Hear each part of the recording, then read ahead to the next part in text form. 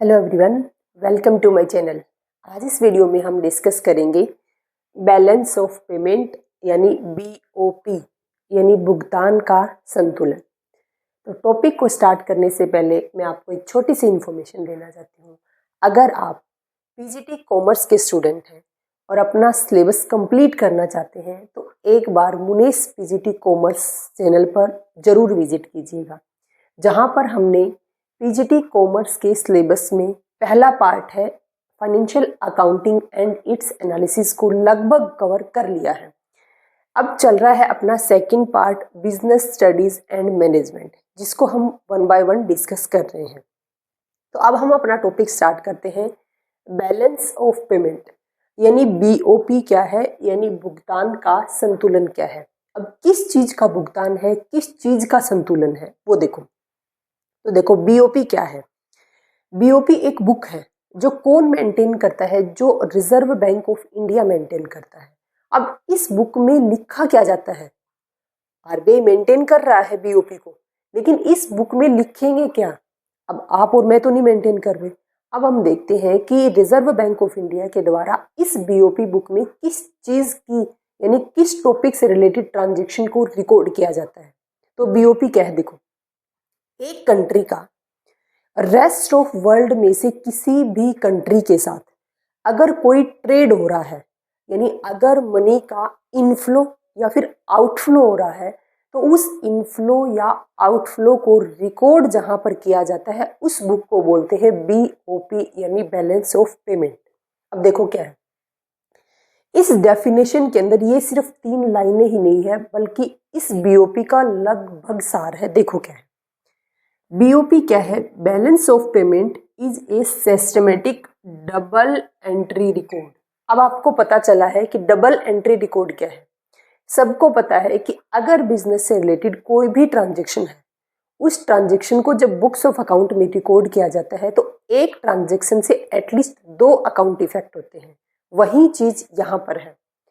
अगर 2 नेशंस के बीच में कोई ट्रेड हुआ है, कोई ट्रांजैक्शन हुई है, तो उस ट्रांजैक्शन का इम्पैक्ट 2 साइड होगा, एक साइड डेबिट और दूसरी साइड क्रेडिट। तो पहला क्वेश्चन बनता है, क्या बीओपी डबल एंट्री सिस्टम को फॉलो करता है। तो आपका आंसर होगा हाँ जी। बीओपी डबल एंट्री रिकॉर्ड को डबल एंट्री सिस्टम को फॉलो करके ही प्रिपेयर किया जाता है। All economic transaction, economic transaction का मतलब है कि ना केवल 2 नेशंस के बीच में इंपोर्ट और एक्सपोर्ट की वजह से अगर मनी का इनफ्लो और आउटफ्लो हुआ है उसको ही रिकॉर्ड नहीं करेंगे, बल्कि साथ में अगर किसी कंट्री ने, मान लो इंडिया को कोई डोनेशन दिया, मान लो इंडिया ने फॉरेन के जो स्टूडेंट हैं उनको कोई स्कॉलरशिप प्रोवाइड की गई, तो उसको भी हम बीओपी में रिकॉर्ड करते हैं। तो क्या बोला गया है कि all economic transaction. Economic transaction का मतलब क्या है कि ईच इंटरनेशनल फाइनेंशियल ट्रांजैक्शन। जरूरी नहीं है कि इंपोर्ट और एक्सपोर्ट की वजह से ही मनी का इनफ्लो या आउटफ्लो हुआ हो, बल्कि अगर यूनिलेटरल ट्रांसफर है, यानी अगर एक तरफा पेमेंट है, तो उसको भी हम बीओपी में रिकॉर्ड करेंगे। बिटवीन 2 और more nations within a specific period. एक स्पेसिफिक पीरियड का मतलब है कि ये जो बीओपी प्रिपेयर किया जाता है, ये हो सकता है ईयरली प्रिपेयर कर रहे हो सकता है क्वार्टरली प्रिपेयर कर रहे हो। तो मैं दोबारा से इस डेफिनेशन को बताती हूँ कि बीओपी एक सिस्टमेटिक डबल एंट्री रिकॉर्ड है। इस चीज का डबल एंट्री रिकॉर्ड है, ये है इकोनॉमिक ट्रांजैक्शन का। इकोनॉमिक ट्रांजैक्शन का मतलब है कि ईच इंटरनेशनल फाइनेंशियल ट्रांजैक्शन, यानी 2 नेशंस में या 2 से ज्यादा नेशंस के बीच में अगर कोई भी इंटरनेशनल फाइनेंशियल ट्रांजैक्शन हो रही है एक स्पेसिफिक पीरियड में, उन ट्रांजैक्शन को रिकॉर्ड करने वाली बुक को क्या बोलते हैं, बीओपी बोलते हैं। और ये बीओपी होती है, ये डबल एंट्री सिस्टम को फॉलो करके ही प्रिपेयर की जाती है। तो इन वर्ड पर ध्यान रखना, economic transaction double entry system को फॉलो करती है और एक स्पेसिफिक टाइम पीरियड के लिए तैयार किया जाता है। जनरली क्या होता है कि जो क्वार्टरली बीओपी प्रिपेयर किया जाता है वो डेवलप्ड नेशन के द्वारा तैयार किया जाता है, जैसे कि यूएसए, कनाडा। ईयरली जो बीओपी प्रिपेयर किया जाता है वो डेवलपिंग नेशन है, जैसे इंडिया, इनके द्वारा प्रिपेयर किया जाता है। हालांकि ऐसा कोई कंफर्म नहीं है कि डेवलप्ड नेशन हमेशा क्वार्टरली बीओपी तैयार करेंगे। इंडिया भी क्वार्टरली बीओपी प्रिपेयर करती है। नेक्स्ट मैंने यहाँ पर एक छोटा सा टॉपिक लिखा है कि बीओपी के अंदर हम क्या चीज़ रिकॉर्ड करते हैं। देखो मैंने बोला था इधर इंटरनेशनल फाइनेंशियल ट्रांजेक्शन, मैंने इधर ट्रेड का भी जिक्र नहीं किया। इसका मतलब है कि जरूरी नहीं है कि ट्रेड के थ्रू ही इनफ्लो और आउटफ्लो को बीओपी में रिकॉर्ड करें, बल्कि हर ट्रांजेक्शन दो दो नेशंस के बीच में हो रही है। यानी अगर कोई भी इंटरनेशनल ट्रांजेक्शन है, मनी का इनफ्लो और आउटफ्लो हुआ है, तो उस ट्रांजेक्शन को हम बीओपी में रिकॉर्ड करेंगे। तो मान लो कि गुड्स एंड सर्विसेज का इंपोर्ट और एक्सपोर्ट हो रहा है दो नेशंस के बीच में। मान लो इंडिया यूएसए के साथ में ट्रेड कर रही है और गुड्स एंड सर्विसेज के अगर वो इंपोर्ट कर रही है, अगर गुड्स एंड सर्विसेज का यूएसए से इंडिया के अंदर इंपोर्ट किया गया, इसका मतलब हमें क्या पे करना पड़ेगा, फॉरेन करेंसी पे करनी पड़ेगी। इंपोर्ट करने की वजह से हमने क्या पे की, हमने पे की फॉरेन करेंसी, यानी पेमेंट हमने की, पैसा बाहर गया, पैसा आउटफ्लो हुआ। अगर पैसा आउटफ्लो होता है तो बैलेंस ऑफ पेमेंट को डेबिट करते हैं। अब आप बोलोगे कि आप एक पॉइंट और ध्यान रखना, ये जो बीओपी है ये एक अकाउंट नहीं है। यानी जब बीओपी को प्रिपेयर किया जाता है तो कभी भी टी फॉर्म के अंदर, अकाउंट फॉर्म के अंदर बीओपी को प्रिपेयर नहीं करते, बल्कि बीओपी स्टेटमेंट फॉर्म में प्रिपेयर किया जाता है। बीओपी क्या जाता है, यहाँ पर हम ए लिखते हैं, यहाँ पर बी पॉइंट, इस तरीके से ये डेबिट साइड, ये क्रेडिट, और यहाँ पर क्या लिखते हैं, नेट बैलेंस। इस तरीके से अकाउंट फॉर्म में कभी भी बीओपी को प्रिपेयर नहीं करते, हमेशा स्टेटमेंट फॉर्म में तैयार होता है। तो अगर गुड्स एंड सर्विसेज का हमने इंपोर्ट किया, इंपोर्ट करने की वजह से हमें क्या पे करनी पड़ेगी, फॉरेन करेंसी पे करनी पड़ेगी, यानी मनी का आउटफ्लो होगा। और अगर मनी का आउटफ्लो हो रहा है तो बीओपी के डेबिट कॉलम के अंदर हम उस ट्रांजेक्शन को शो करेंगे। नेक्स्ट पॉइंट, अगर हमने क्या किया, एक्सपोर्ट किया, अगर हमने इंडिया से कुछ गुड्स एंड सर्विसेज का मान लो यूएसए को एक्सपोर्ट कर दिया, अगर एक्सपोर्ट किया है यानी हमें फॉरेन करेंसी रिसीव होगी, यानी मनी का इनफ्लो होगा। अगर इनफ्लो है तो मनी क्या होगी, रिसीव होगी। उन इनफ्लो को हम क्या करेंगे, बीओपी अकाउंट के क्रेडिट कॉलम के अंदर शो करेंगे।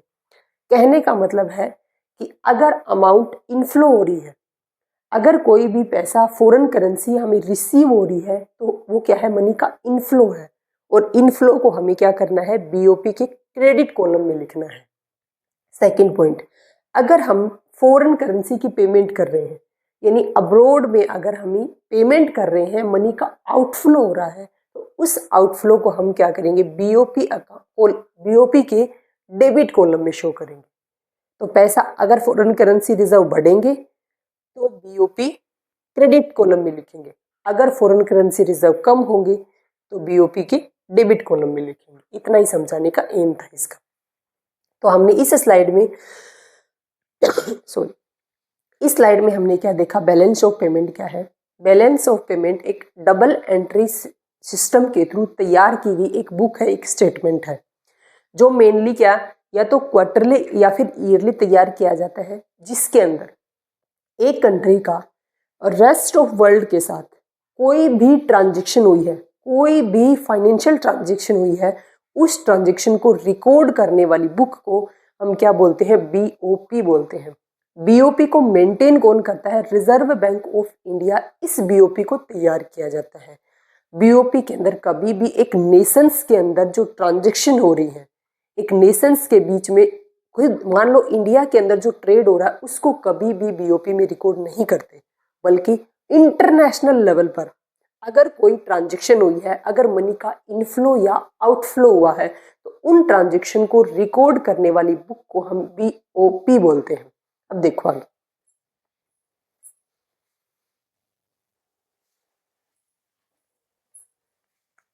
अब हम इंडिया के पॉइंट ऑफ व्यू से बीओपी की डेफिनेशन को देखते हैं।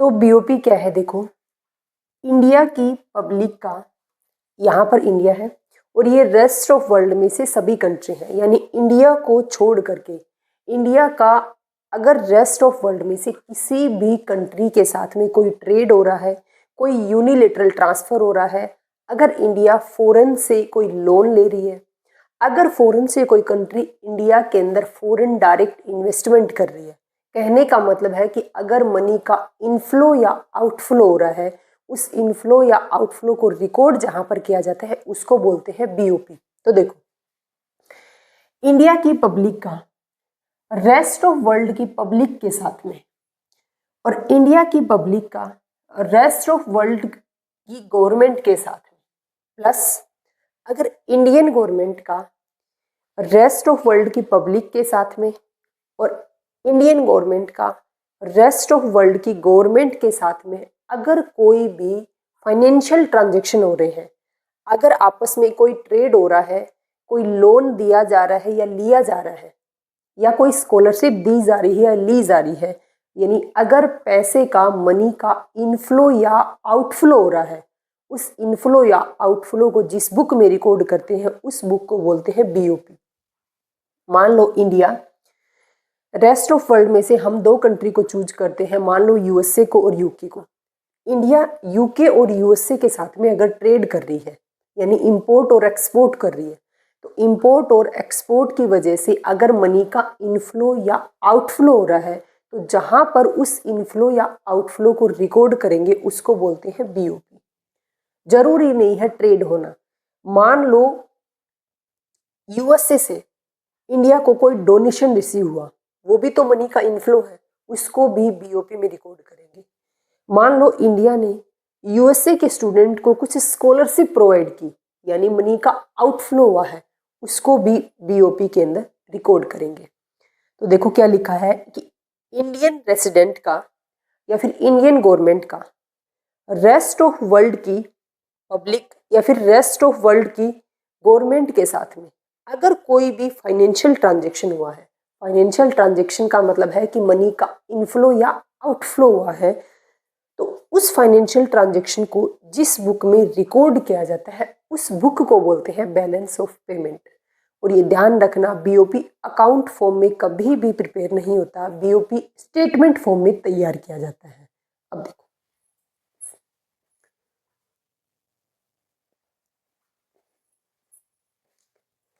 अब हम बीओपी से रिलेटेड कुछ इंपॉर्टेंट पॉइंट्स देखते हैं। सबसे पहला देखो कि बीओपी से रिलेटेड जो डाटा है उन डाटा को कलेक्ट कौन करता है और बीओपी को प्रिपेयर कौन करता है। तो data collect and prepare of BOP RBI, यानी बीओपी के डेटा को कलेक्ट करने का काम और उसको प्रिपेयर करने का काम किसका है? रिजर्व बैंक ऑफ इंडिया का है। Second point, in which currency BOP is prepare, BOP किस करेंसी में प्रिपेयर किया जाता है? तो बीओपी यूएस डॉलर के अंदर प्रिपेयर किया जाता है। नेक्स्ट है कि liability of prepare of BOP, BOP को प्रिपेयर करने की लाइबिलिटी किसके पास में है? हम ऊपर डिस्कस कर चुके हैं कि आरबीआई के पास में है, लेकिन बीओपी को प्रिपेयर कौन करता है? रिजर्व बैंक ऑफ इंडिया करता है। लेकिन हम लेवल देखते हैं, अगर नेशनल लेवल पर बीओपी प्रिपेयर करना है, यानी अगर इंडिया अपना बीओपी प्रिपेयर कर रहा है तो वो reserve bank of India prepare करेगा। लेकिन अगर बीओपी प्रिपेयर किया जा रहा है इंटरनेशनल लेवल पर तो उसको कौन प्रिपेयर किएगा? IMF, International Monetary Fund. इस आईएमएफ को हम आगे आने वाले वीडियोस में डिटेल में डिस्कस करेंगे कि आईएमएफ है क्या। नेक्स्ट है कि BOP is a statement, BOP एक स्टेटमेंट फॉर्म में तैयार किया जाता है, ना कि एक अकाउंट फॉर्म में। नेक्स्ट है कि BOP prepare according to IMF framework, यानी आईएमएफ ने जो स्टैंडर्ड दे रखा है, जो सिनेरियो दे रखा है, जो फ्रेमवर्क दे रखा है, उसी फ्रेमवर्क के अकॉर्डिंग ही इंडिया भी अपना बीओपी प्रिपेयर करती है। क्वेश्चन ये पूछा जा सकता है कि एट प्रेजेंट आईएमएफ का जो सिनेरियो है, जो स्टैंडर्ड है, जो फ्रेमवर्क है, जिसके अकॉर्डिंग बीओपी प्रिपेयर किया जाता है, वो कौन सा है? तो अभी चल रहा है BMP7, इससे पहले BMP6 था। तो BMP7 जो फ्रेमवर्क है उसके अकॉर्डिंग इंडिया अपना बीओपी प्रिपेयर करती है, यानी balance of payment and international invest position manual. इस फ्रेमवर्क के अकॉर्डिंग इंडिया अपना बीओपी प्रिपेयर करती है, तो इसको आपको नोट करना है। अगर ज़्यादा ही डीपली क्वेश्चन पुट करेंगे तो ये क्वेश्चन उठ सकता है यहाँ से। अब हम नेक्स्ट स्लाइड में देखेंगे कि कंपोनेंट्स ऑफ बीओपी, यानी बीओपी के अंदर किन किन चीजों को हम डिकोड करते हैं वो देखो।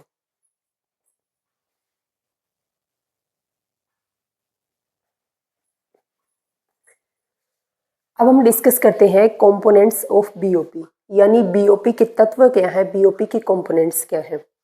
अगर हम सर्च करेंगे तो भी बीओपी के कंपोनेंट्स में कहीं पर आपको सिर्फ करंट अकाउंट और कैपिटल अकाउंट शो करेंगे, कहीं पर आपको करंट अकाउंट, कैपिटल अकाउंट और error and omission account show करेंगे, कहीं पर आपको करंट अकाउंट, कैपिटल अकाउंट और ऑफिशियल रिजर्व अकाउंट को शो करेंगे। लेकिन अगर आप बीओपी मेंटेन कर रहे हो, आपका मतलब है कि जब रिजर्व बैंक ऑफ इंडिया के द्वारा बीओपी को मेंटेन किया जाता है तो बीओपी में current account, capital account, error and omission account और ऑफिशियल रिजर्व अकाउंट, इन चारों अकाउंट के अलावा हेडिंग ही नहीं डलती है।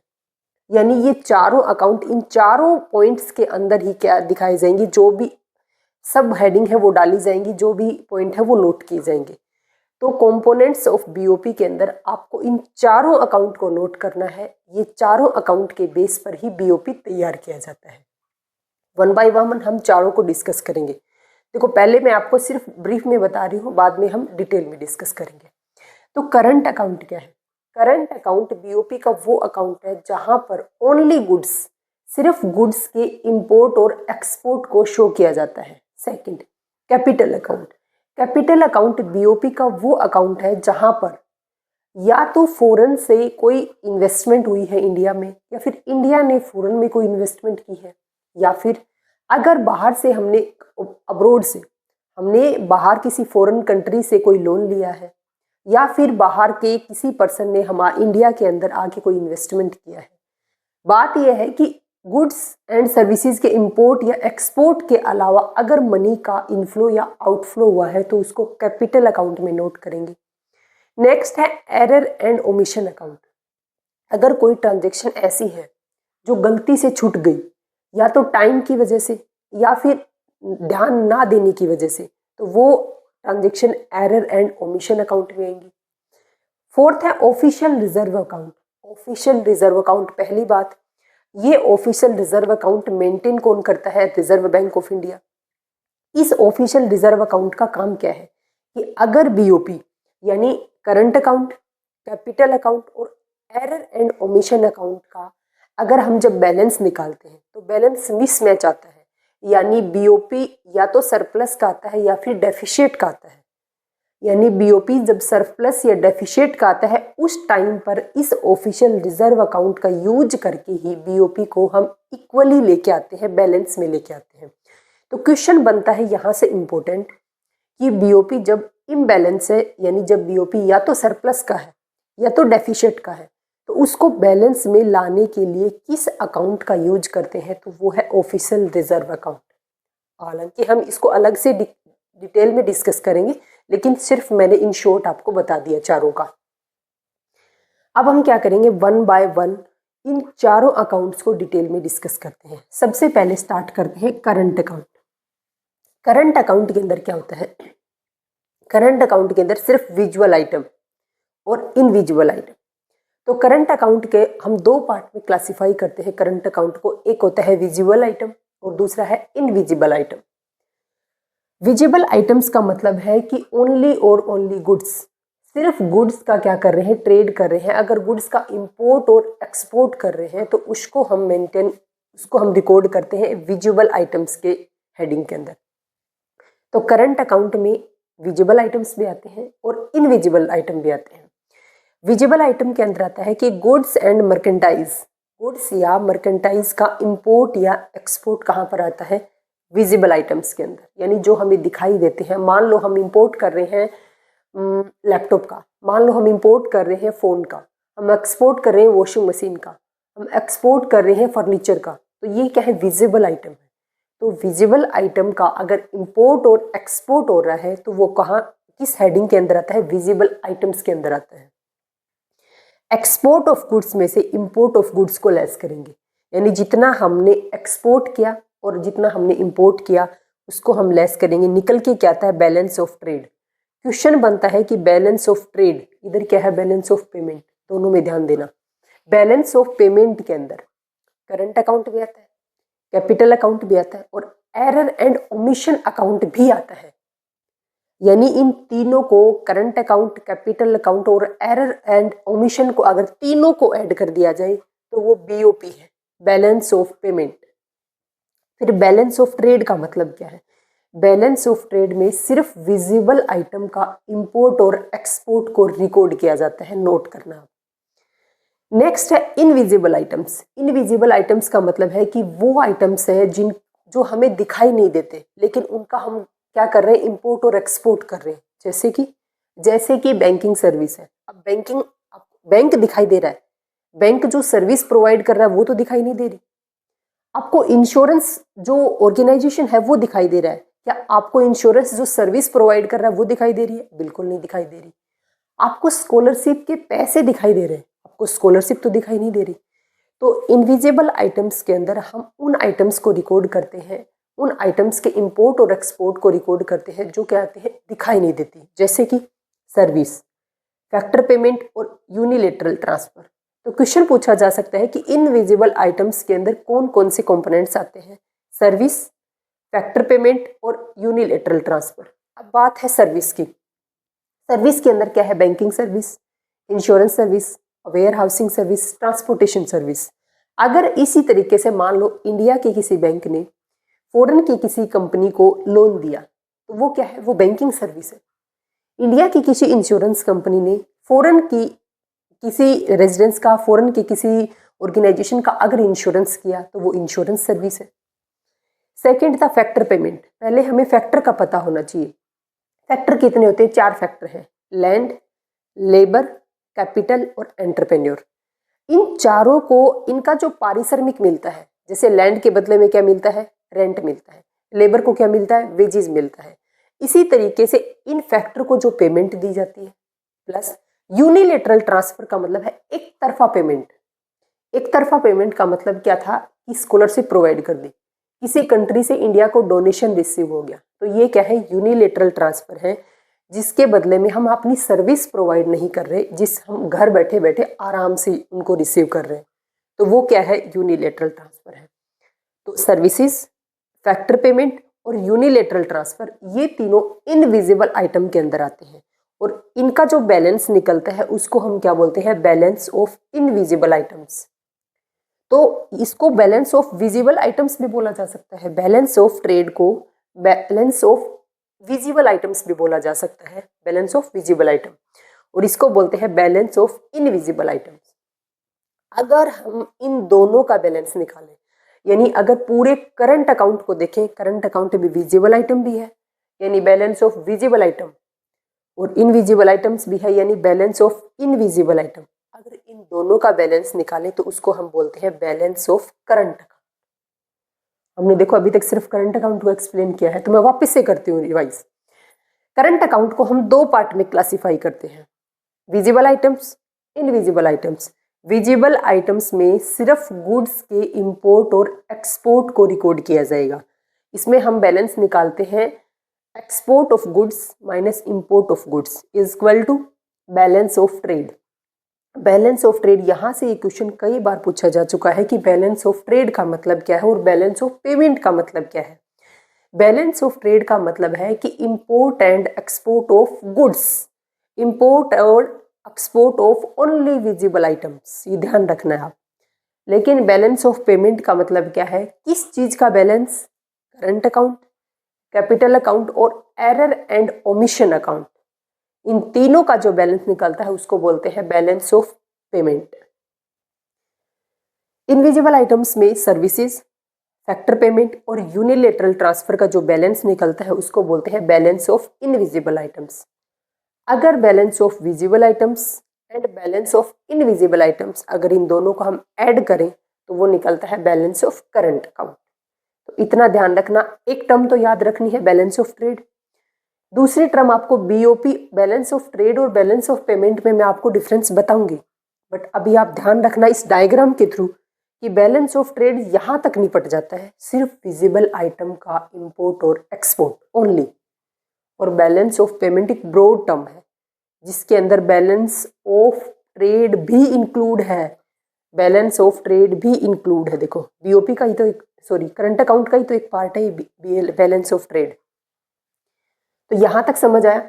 अब हम देखते हैं, देखो डायग्राम थोड़ा सा बड़ा बनेगा, आप कॉपी को वर्टिकल करके बनाइएगा, फिर अच्छे से बनेगा। देखो अब आगे स्टार्ट करो उसमें।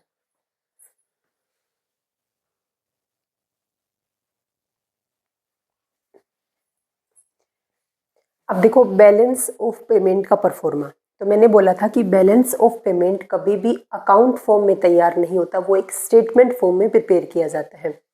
तो यहाँ हम पर्टिकुलर्स दिखाते हैं। इट मीन्स यहाँ पर हम करंट अकाउंट, नीचे capital account, error and omission account, और सबसे नीचे दिखाते हैं ऑफिशियल रिजर्व अकाउंट। तो अब तक हमने सिर्फ और सिर्फ करंट अकाउंट को पढ़ा है, इसलिए हम सिर्फ करंट अकाउंट को शो करेंगे। तो सबसे पहले हेडिंग डलती है बीओपी के अंदर ए नंबर पर करंट अकाउंट की। करंट अकाउंट में सेकंड कॉलम बनता है क्रेडिट का यानी इनफ्लो का, डेबिट का यानी आउटफ्लो का, यानी पैसा अगर इंडिया के अंदर आ रहा है तो उसको क्रेडिट करेंगे, वो पैसे का इनफ्लो है। अगर पैसा इंडिया से बाहर जा रहा है यानी वो पैसे का आउटफ्लो है, यानी उसको हम डेबिट में लिखेंगे और यहाँ पर नेट लिखेंगे। तो ये देखो कि ये जो बीओपी का जो करंट अकाउंट है, बीओपी का जो पहला कंपोनेंट है जिसको हम बोलते हैं करंट अकाउंट, इस करंट अकाउंट का कंट्री की एसेट्स और लायबिलिटी पर कोई इफेक्ट नहीं पड़ता। ये क्वेश्चन यहाँ से पूछा जा चुका है पेपर में कि ऐसा बीओपी का कौन सा कंपोनेंट है जिसका एसेट्स और लायबिलिटी पर कोई इफेक्ट नहीं पड़ता। It means land, building, plant, machinery, क्या कोई इफेक्ट हुआ था? आपने गुड्स को इंपोर्ट किया, गुड्स को एक्सपोर्ट किया, आपने सर्विसेज को इंपोर्ट किया, सर्विसेज को एक्सपोर्ट किया, क्या कोई लैंड, बिल्डिंग, प्लांट, मशीनरी का आपने इंपोर्ट या एक्सपोर्ट किया? नहीं। तो करंट अकाउंट की जितने भी आइटम्स हैं, चाहे वो विजिबल आइटम हो चाहे वो इनविजिबल आइटम हो, दोनों ही आइटम का कंट्री की एसेट्स और लायबिलिटी के ऊपर कोई इम्पैक्ट नहीं पड़ता, ये ध्यान रखना। अब है 3 सिचुएशन कैन बी अराइज। इस करंट अकाउंट से 3 सिचुएशन अराइज हो सकती हैं। या तो करंट अकाउंट है वो बैलेंस का हो सकता है, या फिर करंट अकाउंट सरप्लस का हो सकता है, या फिर करंट अकाउंट डेफिशिट का हो सकता है। कैसे 3 कंडीशन अराइज होती है? देखो 3 सिचुएशन या 3 कंडीशन कैन बी अराइज। पहला है balanced current account. Balanced current account का मतलब है कि जितने का इनफ्लो हुआ है उतने का ही आउटफ्लो हुआ है, यानी जितनी फॉरेन करेंसी रिसीव हुई है उतनी ही फॉरेन करेंसी हमने पेमेंट की है। जैसे कि हमने क्या किया कि जितना मनी का आउटफ्लो हुआ है उतना ही मनी का इनफ्लो हुआ है। अगर ये दोनों इक्वल है, इसका मतलब है कि बैलेंस्ड करंट अकाउंट है। आपको 10 रुपये रिसीव हुए, 10 रुपये आपने पेमेंट कर दी, आप क्या है? बैलेंस में है, न्यूट्रल है आप। तो आउटफ्लो है तो उसको डेबिट करेंगे। अगर मनी का आउटफ्लो हुआ है तो उसको हम डेबिट करेंगे क्योंकि उससे हमारे रिजर्व कम हो गए। अगर मनी का इनफ्लो है तो उसको हम क्या करेंगे? क्रेडिट करेंगे क्योंकि उससे मनी के रिजर्व बढ़ गए। सेकंड है surplus current account. Surplus current account का मतलब है कि इनफ्लो ज़्यादा है और आउटफ्लो कम है। मनी के इनफ्लो ज़्यादा है, आउटफ्लो कम है, आउटफ्लो लेस देन इनफ्लो। तो इनफ्लो क्या है? ज़्यादा है, यानी पैसा आ ज़्यादा रहा है हमारे पास और हम फॉरेन करेंसी की पेमेंट कम कर रहे हैं, तो उसको हम बोलते हैं सरप्लस करंट अकाउंट। फिर है डेफिशिट करंट अकाउंट का मतलब है कि मनी का इनफ्लो तो कम है और आउटफ्लो ज़्यादा है, यानी हम एक तरीके से इंपोर्ट ज़्यादा कर रहे हैं, यानी मनी का आउटफ्लो ग्रेटर देन इनफ्लो, यानी हमने ज़्यादा इंपोर्ट किया। इंपोर्ट करने की वजह से हमें ज़्यादा पेमेंट करनी पड़ी फॉरेन करेंसी की और हमारे रिजर्व कम हो गए। तो आउटफ्लो को हम कहाँ लिखते हैं? डेबिट में, और इनफ्लो को किस कॉलम में लिखते हैं? क्रेडिट कॉलम के अंदर। तो करंट अकाउंट की 3 सिचुएशन हो सकती हैं, या तो balanced current account, surplus current account और डेफिशिट करंट अकाउंट। पॉइंट जो नोट करने का था वो ये था कि करंट अकाउंट की आइटम की वजह से, चाहे करंट अकाउंट की विजिबल आइटम हो चाहे इनविजिबल आइटम हो, दोनों हुई आइटम की वजह से कंट्री की एसेट्स और लायबिलिटी पर कोई इफेक्ट नहीं होता। अब हम डिफरेंस देखेंगे, क्योंकि हमने क्या कर रहे हैं, जो कंपोनेंट्स है बीओपी के उसमें से सबसे पहला कंपोनेंट उठा रखा है हमने करंट अकाउंट। तो करंट अकाउंट से जितने भी पॉइंट थे वो मैंने आपको बता दिए। अब एक छोटा सा पॉइंट है कि करंट अकाउंट में जो विजिबल आइटम्स का जो बैलेंस निकला था उसको हम बोलते हैं बैलेंस ऑफ ट्रेड। उस बैलेंस ऑफ ट्रेड में और बैलेंस ऑफ पेमेंट में क्या डिफरेंस है उसको देखते हैं। देन बैलेंस ऑफ पेमेंट का करंट अकाउंट है वो खत्म हो जाएगा। फिर हम स्टार्ट करेंगे कैपिटल अकाउंट को।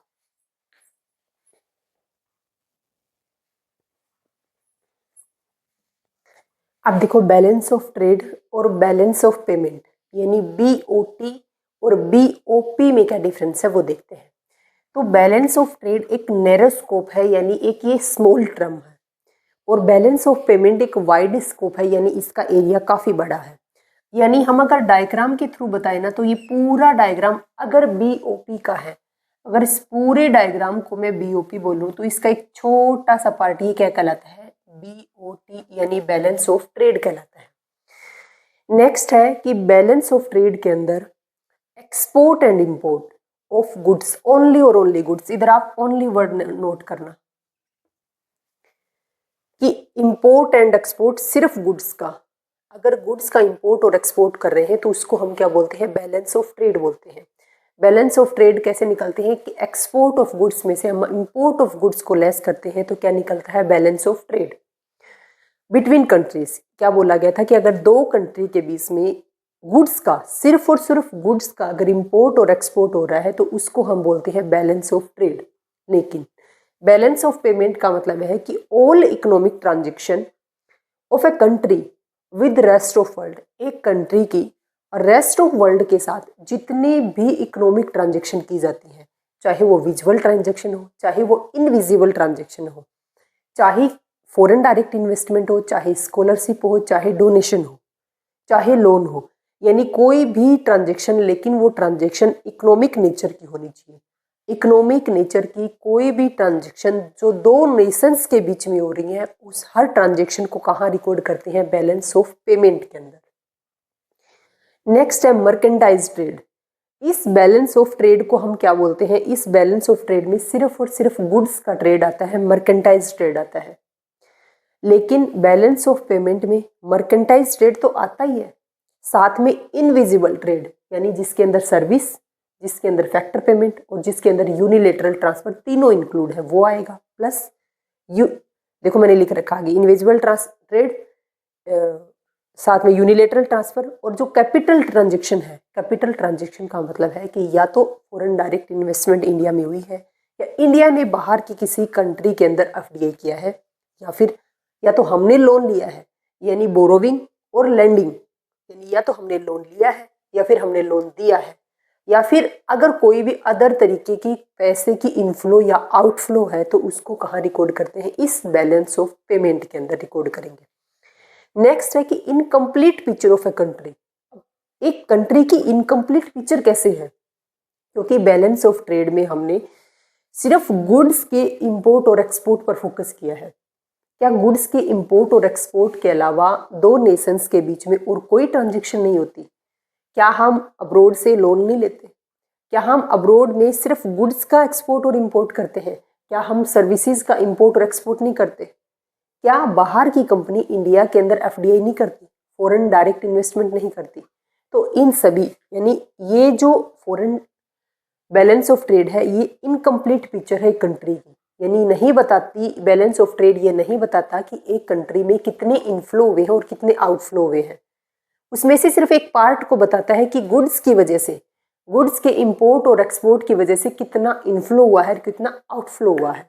लेकिन बैलेंस ऑफ पेमेंट क्या बताता है, complete picture of a country, एक कंट्री के अंदर कितना इनफ्लो और आउटफ्लो हुआ है, चाहे वो गुड्स की वजह से हुआ हो, चाहे वो सर्विसेज की वजह से हुआ हो, चाहे वो यूनिलेटरल ट्रांसफर की वजह से हुआ हो, चाहे वो FDI की वजह से हुआ, यानी ट्रांजेक्शन कोई भी हो, किसी भी इकोनॉमिक नेचर की ट्रांजेक्शन की वजह से अगर एक कंट्री के अंदर मनी का इनफ्लो हुआ हो या फिर मनी का आउटफ्लो हुआ है तो उन सभी का रिकॉर्ड कहाँ मिलेगा, अपने को बैलेंस ऑफ पेमेंट में मिलेगा। ओनली करंट अकाउंट, और करंट अकाउंट में भी सिर्फ और सिर्फ विजिबल आइटम, करंट अकाउंट सिर्फ करंट अकाउंट की ट्रांजेक्शन को मेंटेन करेगा और करंट अकाउंट में भी सिर्फ विजिबल ट्रांजेक्शन को रिकॉर्ड करता है बैलेंस ऑफ ट्रेड। लेकिन बैलेंस ऑफ पेमेंट के अंदर करंट अकाउंट भी आएगा, कैपिटल अकाउंट भी आएगा और एरर एंड ओमिशन अकाउंट, इन तीनों का सम कहाँ मिलता है, इन तीनों का एडिशन से क्या बनता है, बैलेंस ऑफ पेमेंट मिलता है। अब अपना जो बैलेंस ऑफ पेमेंट का, इस बैलेंस ऑफ पेमेंट का यानी बीओपी का पहला कंपोनेंट करंट अकाउंट फिनिश हुआ। अब हम स्टार्ट करेंगे सेकंड अकाउंट, सेकंड कंपोनेंट वो है capital account.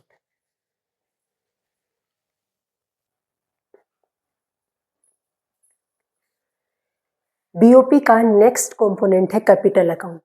Capital account show all transaction with rest of world in financial nature, यानी फाइनेंशियल नेचर की, इकोनॉमिक नेचर की वो ट्रांजेक्शन जो एक कंट्री की रेस्ट ऑफ वर्ल्ड के साथ हुई है, उन ट्रांजेक्शन को रिकॉर्ड करेंगे कैपिटल अकाउंट में। कैपिटल अकाउंट में ना तो गुड्स का इंपोर्ट आएगा, ना एक्सपोर्ट आएगा, ना सर्विसेज आएंगी या ना यूनिलेटरल ट्रांसफर आएंगे, और आएंगे तो आएंगे क्या, कोई इन्वेस्टमेंट है, कोई लोन लिया है, वो सब हम कहाँ रिकॉर्ड करेंगे, इस कैपिटल अकाउंट के अंदर रिकॉर्ड करेंगे। तो बैलेंस ऑफ पेमेंट के अंदर जो सेकंड हेडिंग डलती है, जब हम बीओपी को एक स्टेटमेंट फॉर्म में बनाते हैं तो सबसे पहले करंट अकाउंट, उसके बाद नीचे डलता है कैपिटल अकाउंट। और कैपिटल अकाउंट में कौन कौन सी ट्रांजेक्शन को इंक्लूड करेंगे, देखो कैपिटल अकाउंट को हम 3 पार्ट में क्लासिफाई करते हैं। पहला है फॉरेन इन्वेस्टमेंट, दूसरा है बोरोविंग या लैंडिंग, और तीसरा है अदर्स। तो पहले हम स्टार्ट करते हैं फॉरेन इन्वेस्टमेंट का मतलब क्या है।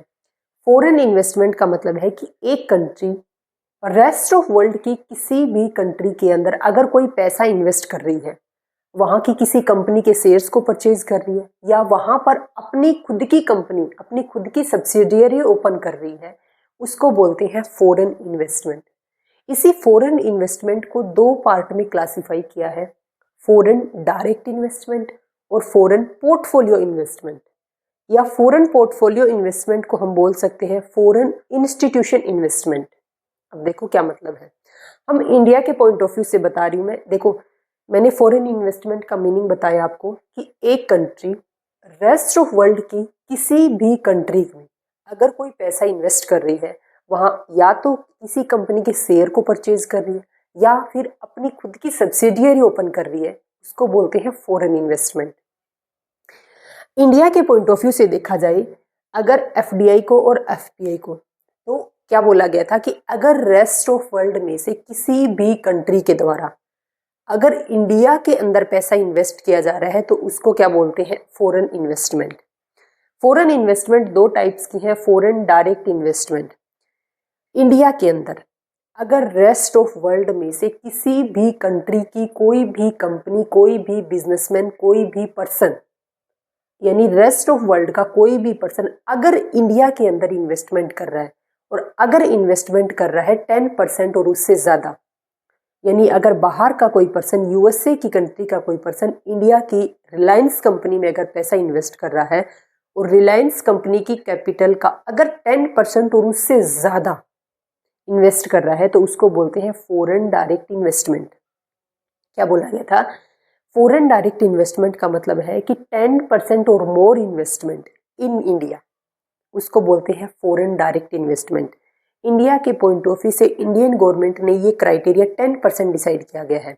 अगर बाहर का कोई पर्सन, अगर अब्रोड का कोई पर्सन, अब्रोड की कोई कंपनी इंडिया के अंदर पैसा इन्वेस्ट कर रही है एग्जिस्टिंग कंपनी में, उस कंपनी में जितनी कैपिटल है उसका अगर 10% उससे ज़्यादा इन्वेस्टमेंट है, तो उसको हम फॉरेन डायरेक्ट इन्वेस्टमेंट बोलेंगे।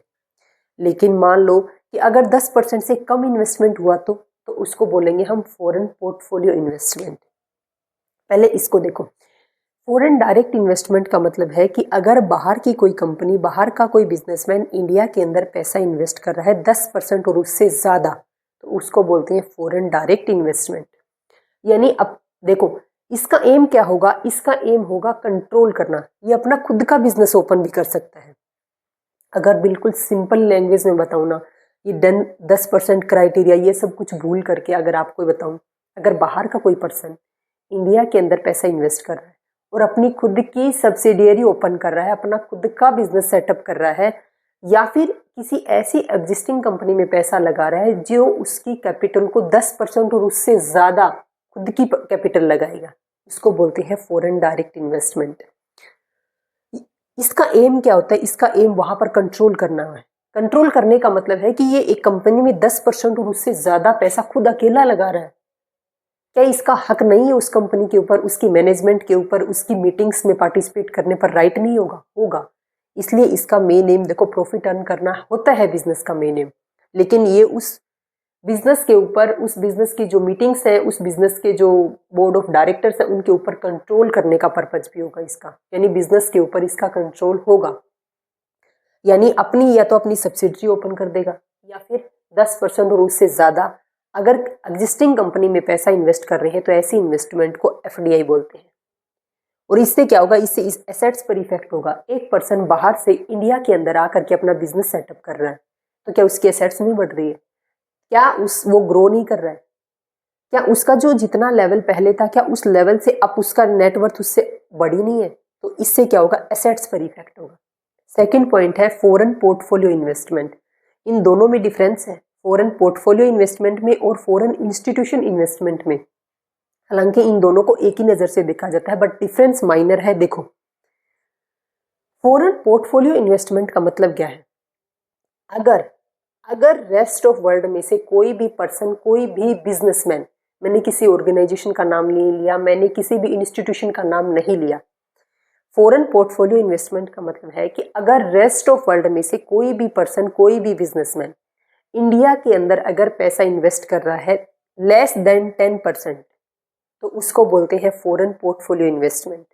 लेकिन फॉरेन इंस्टीट्यूशन इन्वेस्टमेंट, वर्ड पर फोकस करना, इंस्टीट्यूशन, अगर रेस्ट ऑफ वर्ल्ड में से कोई भी कंपनी, कोई भी इंस्टीट्यूशन इंडिया के अंदर अगर 10% से कम पैसा इन्वेस्ट कर रहा है तो उसको बोलते हैं फॉरेन इंस्टीट्यूशन इन्वेस्टमेंट। अगर बाहर के लोग इंडिया के अंदर पैसा इन्वेस्ट कर रहे हैं 10% से कम तो उसको बोलते हैं फॉरेन पोर्टफोलियो इन्वेस्टमेंट। अगर बाहर की कंपनी, बाहर के इंस्टीट्यूशन इंडिया के अंदर पैसा इन्वेस्ट कर रहे हैं लेकिन 10% से कम, लेकिन कौन है, या तो इंस्टीट्यूशन है या फिर कंपनी या फिर ऑर्गेनाइजेशन है, तो उसको बोलते हैं फॉरेन इंस्टीट्यूशन इन्वेस्टमेंट। तो ये माइनर सा डिफरेंस था, ध्यान रखना। तो अगर इन्वेस्टमेंट 10% और उससे कम है और इसका मेन एम है सिर्फ प्रॉफिट अर्न करना, मान लो बाहर का कोई पर्सन है, यूएसए का एक बिजनेसमैन इंडिया की रिलायंस कंपनी में पैसा इन्वेस्ट करता है सिर्फ 2% ऑफ टोटल कैपिटल, तो उसका मेन एम क्या होगा? क्या उस 2% पैसे को लेकर के वो उस कंपनी को कंट्रोल करने का एम रखेगा? नहीं, उसका मेन एम क्या होगा कि जितना मैंने इन्वेस्टमेंट किया है उस इन्वेस्टमेंट के ऊपर मैं प्रॉफिट अर्न करूं और अपने देश चलता बनूं। तो फॉरेन पोर्टफोलियो इन्वेस्टमेंट के अंदर जो इन्वेस्टमेंट की जाती है, बाहर का कोई पर्सन, बाहर की कोई कंपनी इंडिया के अंदर पैसा इन्वेस्ट कर रही है, इन्वेस्ट करने वाली कंपनी 10% से कम कैपिटल तक ही वो पैसा इन्वेस्ट करेगी, उसका मेन एम होगा सिर्फ प्रॉफिट अर्न करना। कंपनी को क्या करेगी, एक कंपनी क्या करेगी, एग्जिस्टिंग कंपनी के शेयर्स या डिबेंचर्स के अंदर पैसा इन्वेस्ट करेगी, मेन एम यहीं तक है इसका बस। यानी फॉरेन पोर्टफोलियो इन्वेस्टमेंट में, हालांकि मैं एफडीआई और एफपीआई डायरेक्ट भी बता सकती थी यहाँ पर, लेकिन आपको इन दोनों का मीनिंग पता होना चाहिए। तो यहाँ पर आपको पता चला कि एफपीआई का मतलब क्या है, बाहर का कोई पर्सन इंडिया के अंदर पैसा इन्वेस्ट कर रहा है लेकिन 10% और उससे कम, प्लस उसका मेन एम है प्रॉफिट अर्न करना, उसको बोलते हैं फॉरेन पोर्टफोलियो इन्वेस्टमेंट या फिर फॉरेन इंस्टीट्यूशन इन्वेस्टमेंट। इससे क्या होगी, लायबिलिटी पर इफेक्ट होगा। तो क्वेश्चन ये बनता है कि कौन से बैलेंस ऑफ पेमेंट के किस कंपोनेंट की वजह से एक कंट्री की एसेट्स और लायबिलिटी इफेक्ट होती है। एसेट्स और लायबिलिटी पर इम्पैक्ट होता है तो वो है कैपिटल अकाउंट, ये ध्यान रखना। फॉरेन डायरेक्ट इन्वेस्टमेंट और फॉरेन पोर्टफोलियो इन्वेस्टमेंट की वजह से एक कंट्री की एसेट्स और कैपिटल पर इफेक्ट पड़ता है। इनका मेन एम क्या था, बिजनेस को अपनी सब्सिडरी ओपन करना, बिजनेस कंट्रोल करना, यानी 10% से ज़्यादा पैसा इन्वेस्ट कर रहे हैं किसी कंपनी में तो इनका एम था प्रॉफिट अर्न करना नहीं, बल्कि क्या करना है, कंट्रोल करना है। तो क्या ये अतिरिक्त एक्स्ट्रा बिजनेस ओपन नहीं कर रहे, क्या ये एक एक्स्ट्रा कंपनी स्थापित नहीं कर रहे इंडिया के अंदर, तो क्या इंडिया की इकोनॉमी ग्रो नहीं करेगी, क्या इंडिया के अंदर एम्प्लॉयमेंट नहीं बढ़ेगा? तो कैपिटल अकाउंट के एफडीआई और एफपीआई की वजह से क्या है कि एसेट्स, कंट्री की एसेट्स और लायबिलिटी पर इंपैक्ट होता है। क्वेश्चन 2 बन रहे हैं, बीओपी के किस अकाउंट की वजह से, बीओपी के किस कंपोनेंट की वजह से एसेट्स और लायबिलिटी पर इंपैक्ट नहीं होता, तो वो है करंट अकाउंट। बीओपी के किस कंपोनेंट की वजह से कंट्री की एसेट्स और लायबिलिटी के ऊपर इंपैक्ट होता है, तो वो है कैपिटल अकाउंट यानी एफडीआई और एफपीआई। तो एफडीआई और एफपीआई मेरा बताने का मतलब था कि कैपिटल अकाउंट के अंदर क्या ट्रांजेक्शन आएंगी।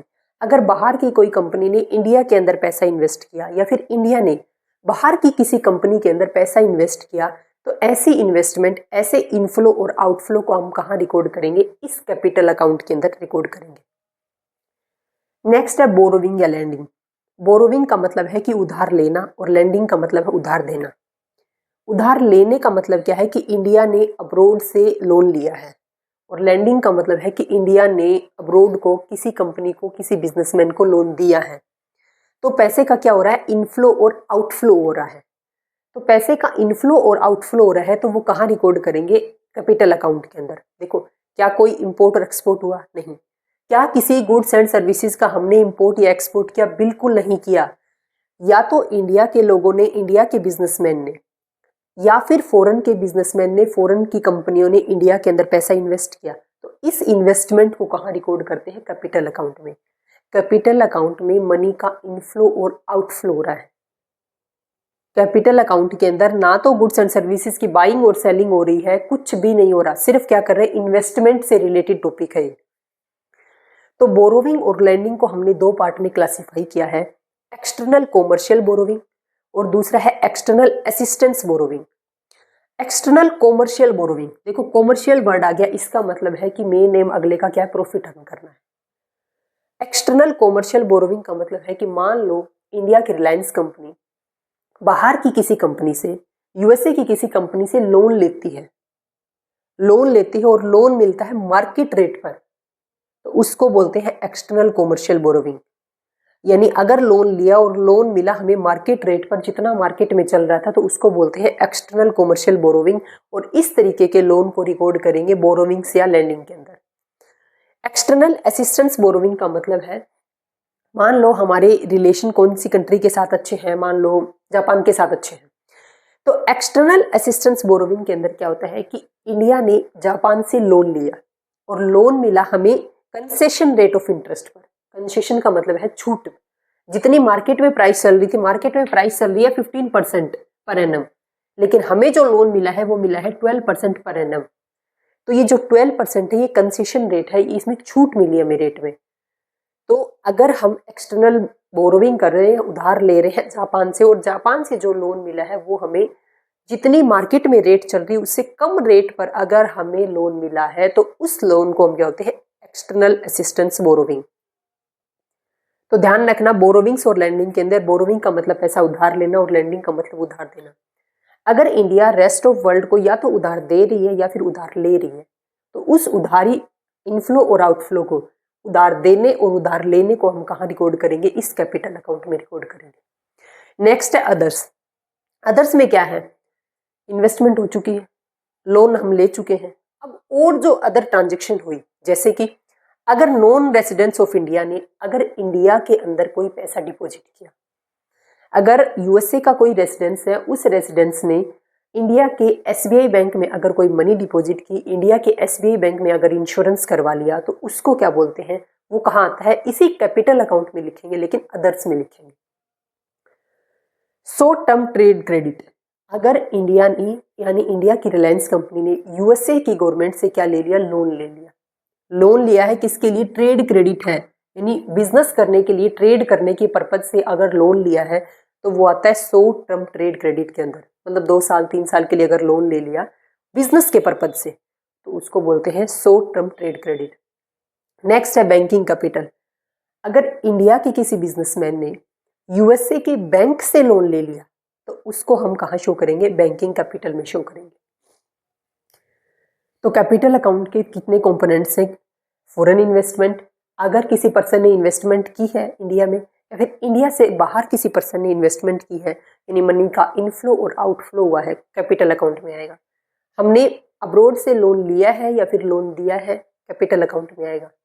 बाहर के किसी पर्सन ने बाहर की किसी कंपनी से या तो कोई अमाउंट इंडिया में डिपॉजिट हुई है या फिर कोई लोन लिया गया है, तो उसको हम क्या लिखेंगे? अदर्स में लिखेंगे। तो मैंने ये तीनों बता दिए। इन सभी कंपोनेंट्स को हम कहाँ लिखेंगे? कैपिटल अकाउंट में। तो कैपिटल अकाउंट में कौन सी ट्रांजैक्शन आती है? इंडिया के द्वारा रेस्ट ऑफ वर्ल्ड के साथ इकोनॉमिक नेचर की जितने भी ट्रांजैक्शन है, इंपोर्ट और एक्सपोर्ट नहीं आएंगे इसमें, इकोनॉमिक नेचर की जितने भी ट्रांजेक्शन है उन ट्रांजेक्शन को रिकॉर्ड करते हैं इस कैपिटल अकाउंट के अंदर। देखो आगे,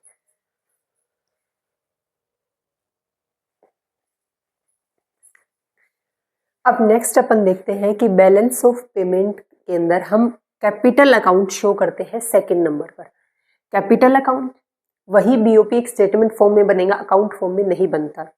ये क्रेडिट कॉलम, ये डेबिट कॉलम, यानी अगर पैसे का इनफ्लो हुआ है तो यहाँ शो करेंगे और अगर पैसे का आउटफ्लो हुआ है तो डेबिट कॉलम में शो करेंगे और नेट कॉलम यहाँ शो कर देंगे। अब बात यह है कि जैसे तीन सिचुएशन अराइज हुई थी करंट अकाउंट की वजह से, वैसे ही कैपिटल अकाउंट की वजह से भी तीन सिचुएशन अराइज हो सकती हैं।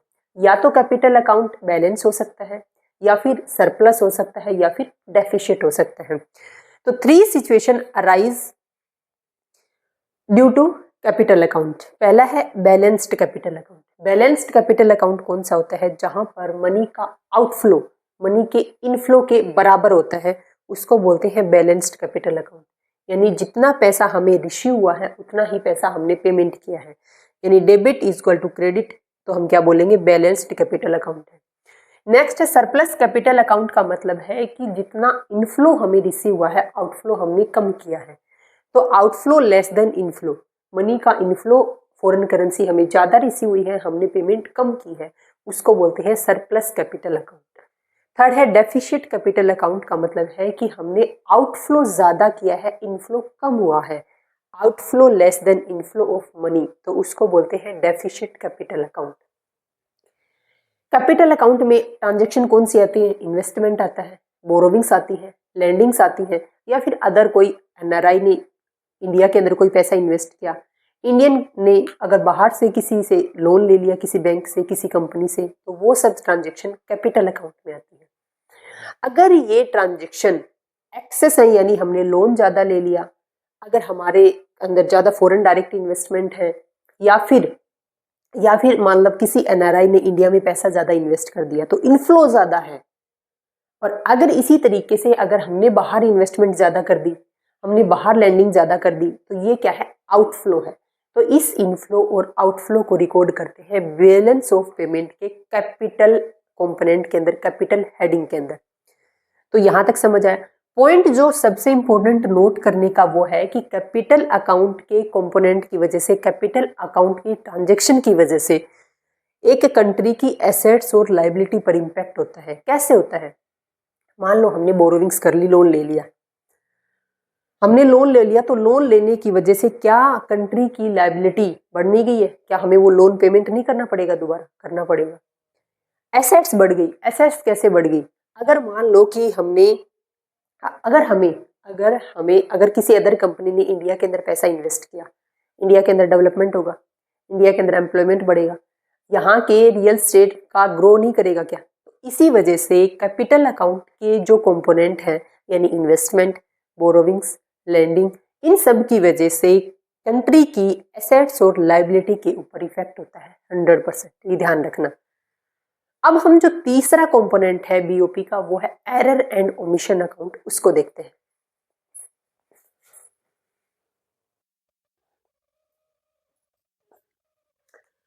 थर्ड कंपोनेंट है अपने पास error and omission account. Error और ओमिशन का मतलब क्या है? एरर का मतलब गलती और ओमिशन का मतलब भूल जाना।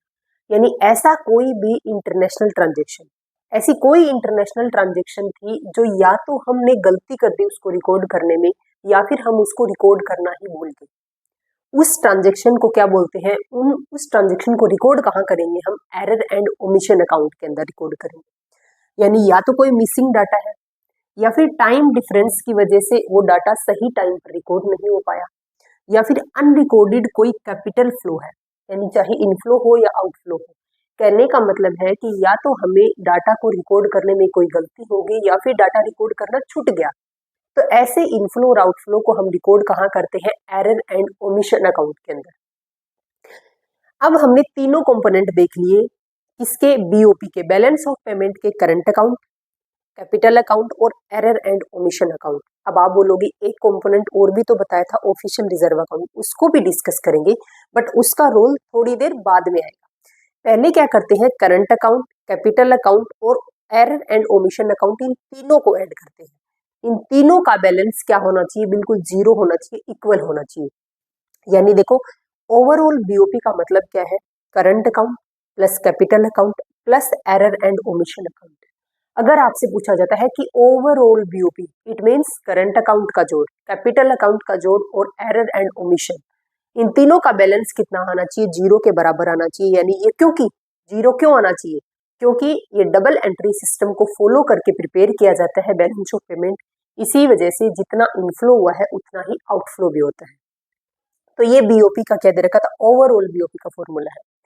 अब हम ये देखेंगे कि जैसे करंट अकाउंट का बैलेंस कभी इक्वल आता था, यानी कभी बैलेंस्ड होता था, कभी सरप्लस का, कभी डेफिसिट का, वैसे ही कैपिटल और करंट अकाउंट, मतलब कहने का है कि करंट अकाउंट और कैपिटल अकाउंट दोनों का बैलेंस जिस तरीके से, क्या तो उनका बैलेंस बिल्कुल इक्वल होता था, या तो सरप्लस का या फिर डेफिसिट का, क्या ऐसे ही ओवरऑल बीओपी भी हो सकता है?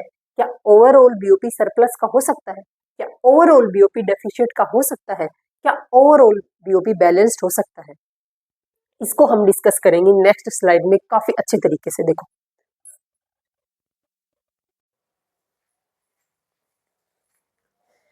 अब हम देखते हैं कि ओवरऑल बीओपी का मतलब है बीओपी के सिर्फ सिर्फ तीन component, current account, capital account और एरर एंड ओमिशन अकाउंट।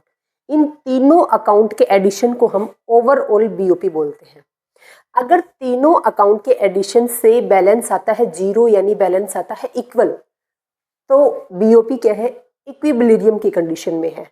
अगर बैलेंस इक्वल नहीं आता है, यानी जीरो नहीं आता, तो बैलेंस क्या है? डिस इक्विबिलियम की कंडीशन में है। यानी ओवरऑल बीओपी यानी करंट अकाउंट, कैपिटल अकाउंट और एरर एंड ओमिशन का सम, दो कंडीशन हो सकती है, या तो इक्विलिब्रियम होगा या फिर डिस इक्विबिलियम की कंडीशन में होगा। इक्विबिलियम का मतलब है कि फॉरेन करेंसी का इनफ्लो और फॉरेन करेंसी का आउटफ्लो, ये दोनों क्या है? इक्वल है। यानी जितनी अमाउंट हमने बाहर पे की है उतनी ही अमाउंट हमें रिसीव हुई है, यानी बीओपी क्या है? बिल्कुल बैलेंस में है। सेकंड पॉइंट क्या है? Dish equilibrium. डिस इक्विबिलियम का मतलब है कि जितनी फॉरेन करेंसी हमें रिसीव हुई है और जितनी फॉरेन करेंसी हमने पे की है, वो दोनों इक्वल नहीं है। अगर इक्वल नहीं है, इसका मतलब या तो वो पॉजिटिव है या तो वो नेगेटिव है, दो ही कंडीशन हो सकती है। तो डिस इक्विबिलियम की कंडीशन को दो पार्ट में क्लासिफाई करते हैं। एक होता है पॉजिटिव बीओपी और एक होता है नेगेटिव बीओपी। पॉजिटिव बीओपी के अंदर फॉरेन करेंसी का इनफ्लो ज्यादा है, आउटफ्लो कम है। फॉरेन करेंसी का इनफ्लो ज्यादा है और आउटफ्लो कम है, तो वो क्या है? पॉजिटिव बीओपी है। और नेगेटिव बीओपी क्या है? फॉरेन करेंसी का इनफ्लो तो कम है और आउटफ्लो ज्यादा है, इसका मतलब नेगेटिव बीओपी है। यानी फॉरेन करेंसी हमें रिसीव तो कम हो रही है, लेकिन हम पेमेंट ज्यादा कर रहे हैं, यानी हम इंपोर्ट ज्यादा कर रहे हैं। जो इंडिया का बीओपी है, वो इंडिया का बीओपी मैक्सिमम टाइम नेगेटिव ही रहता है। मैक्सिमम क्या रहता ही नेगेटिव है। यानी हम जितने हमें फॉरेन करेंसी रिसीव होती है उससे ज़्यादा की हम पेमेंट करते हैं, या तो हम फॉरेन से लोन ले लेते हैं, या फिर क्या है? बाहर की इन्वेस्टमेंट ज़्यादा है और अपन बाहर इन्वेस्टमेंट कम कर रहे हैं। कहने का मतलब है कि अगर फॉरेन करेंसी का इनफ्लो कम है और आउटफ्लो अगर ज़्यादा है तो नेगेटिव बीओपी है। अब हमने क्या देखा? मैंने आपको तीन ही कंपोनेंट बताए हैं बीओपी के अभी तक, करंट अकाउंट, कैपिटल अकाउंट और एरर एंड ओमिशन अकाउंट। तो आप बोलोगे कि जो बीओपी का फोर्थ कंपोनेंट था ऑफिशियल रिजर्व अकाउंट, वो कहाँ गया? ऑफिशियल रिजर्व अकाउंट की एंट्री अब होती है। अब बारी कब आएगी? इस केस के अंदर ऑफिशियल रिजर्व अकाउंट की एंट्री होती है इस केस में, जब बीओपी डिस इक्विबिलियम की कंडीशन में आता है। यानी या तो बीओपी पॉजिटिव है और या तो बीओपी नेगेटिव है।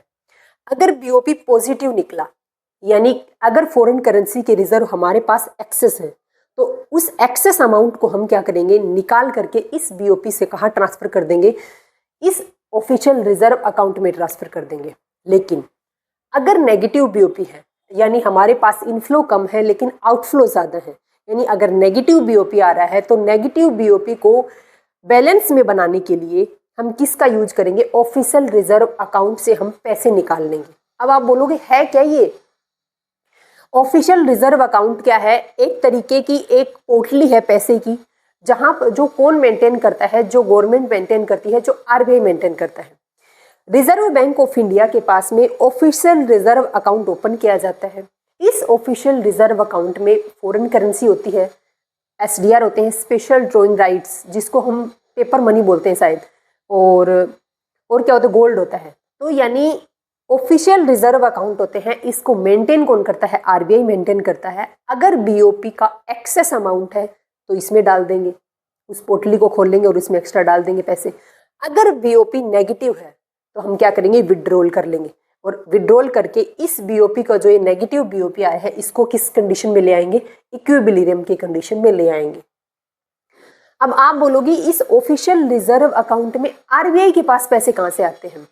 देखो, ऑफिशियल रिजर्व अकाउंट में 3 से 4 चीज़ें होती हैं। जैसे एक तो एसडीआर होता है, फॉरेन करेंसी जो जैसे डॉलर है, यूरो है, पाउंड है, जापानीज येन है, स्टर्लिंग है, ये सब यानी फॉरेन करेंसी रखी होती है, और गोल्ड रखा रहता है, स्पेशल ड्रॉइंग राइट्स होते हैं इसमें एसडीआर। ये क्या है? ये इसके अंदर रखी हुई करेंसी, रखे हुए रिजर्व होते हैं, रखी हुई करेंसी होती है। इनका यूज करके ही हम बीओपी के नेगेटिव को बैलेंस में लाने की कोशिश करते हैं। बात यह है कि अगर पैसा ना हो तब कहाँ से लेंगे? पॉइंट है जो आपने को मैंने बताया था कि अगर पॉजिटिव बीओपी है या फिर अगर नेगेटिव बीओपी है तो उसको बैलेंस में लाने के लिए हम किस अकाउंट का यूज करते हैं? ऑफिशियल रिजर्व अकाउंट का यूज करते हैं। आपको एक पॉइंट मैंने और बताया था कि नेशनल लेवल पर बीओपी को प्रिपेयर करता है central bank, reserve bank of India, और इंटरनेशनल लेवल पर बीओपी मेंटेन करता है आईएमएफ, इंटरनेशनल मॉनेटरी फंड। अब पॉइंट ध्यान से सुनना, अगर नेगेटिव बीओपी है और अगर कवर नहीं हो पाता है आरबीआई से तो हम लोन लेते हैं आईएमएफ से।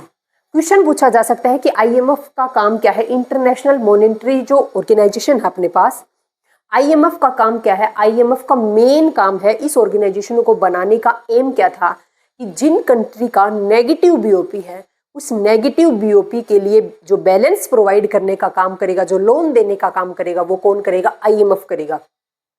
तो रिजर्व बैंक के पास में जो ये ऑफिशियल रिजर्व अकाउंट मेंटेन किया जाता है, यानी हमें जब नेगेटिव बीओपी को कवर करने के लिए पैसे की रिक्वायरमेंट है, लोन की रिक्वायरमेंट है, तो हमें लोन इंटरनेशनल लेवल से कहाँ से मिलेगा? आईएमएफ से मिलेगा, इंटरनेशनल मॉनेटरी फंड से मिलेगा।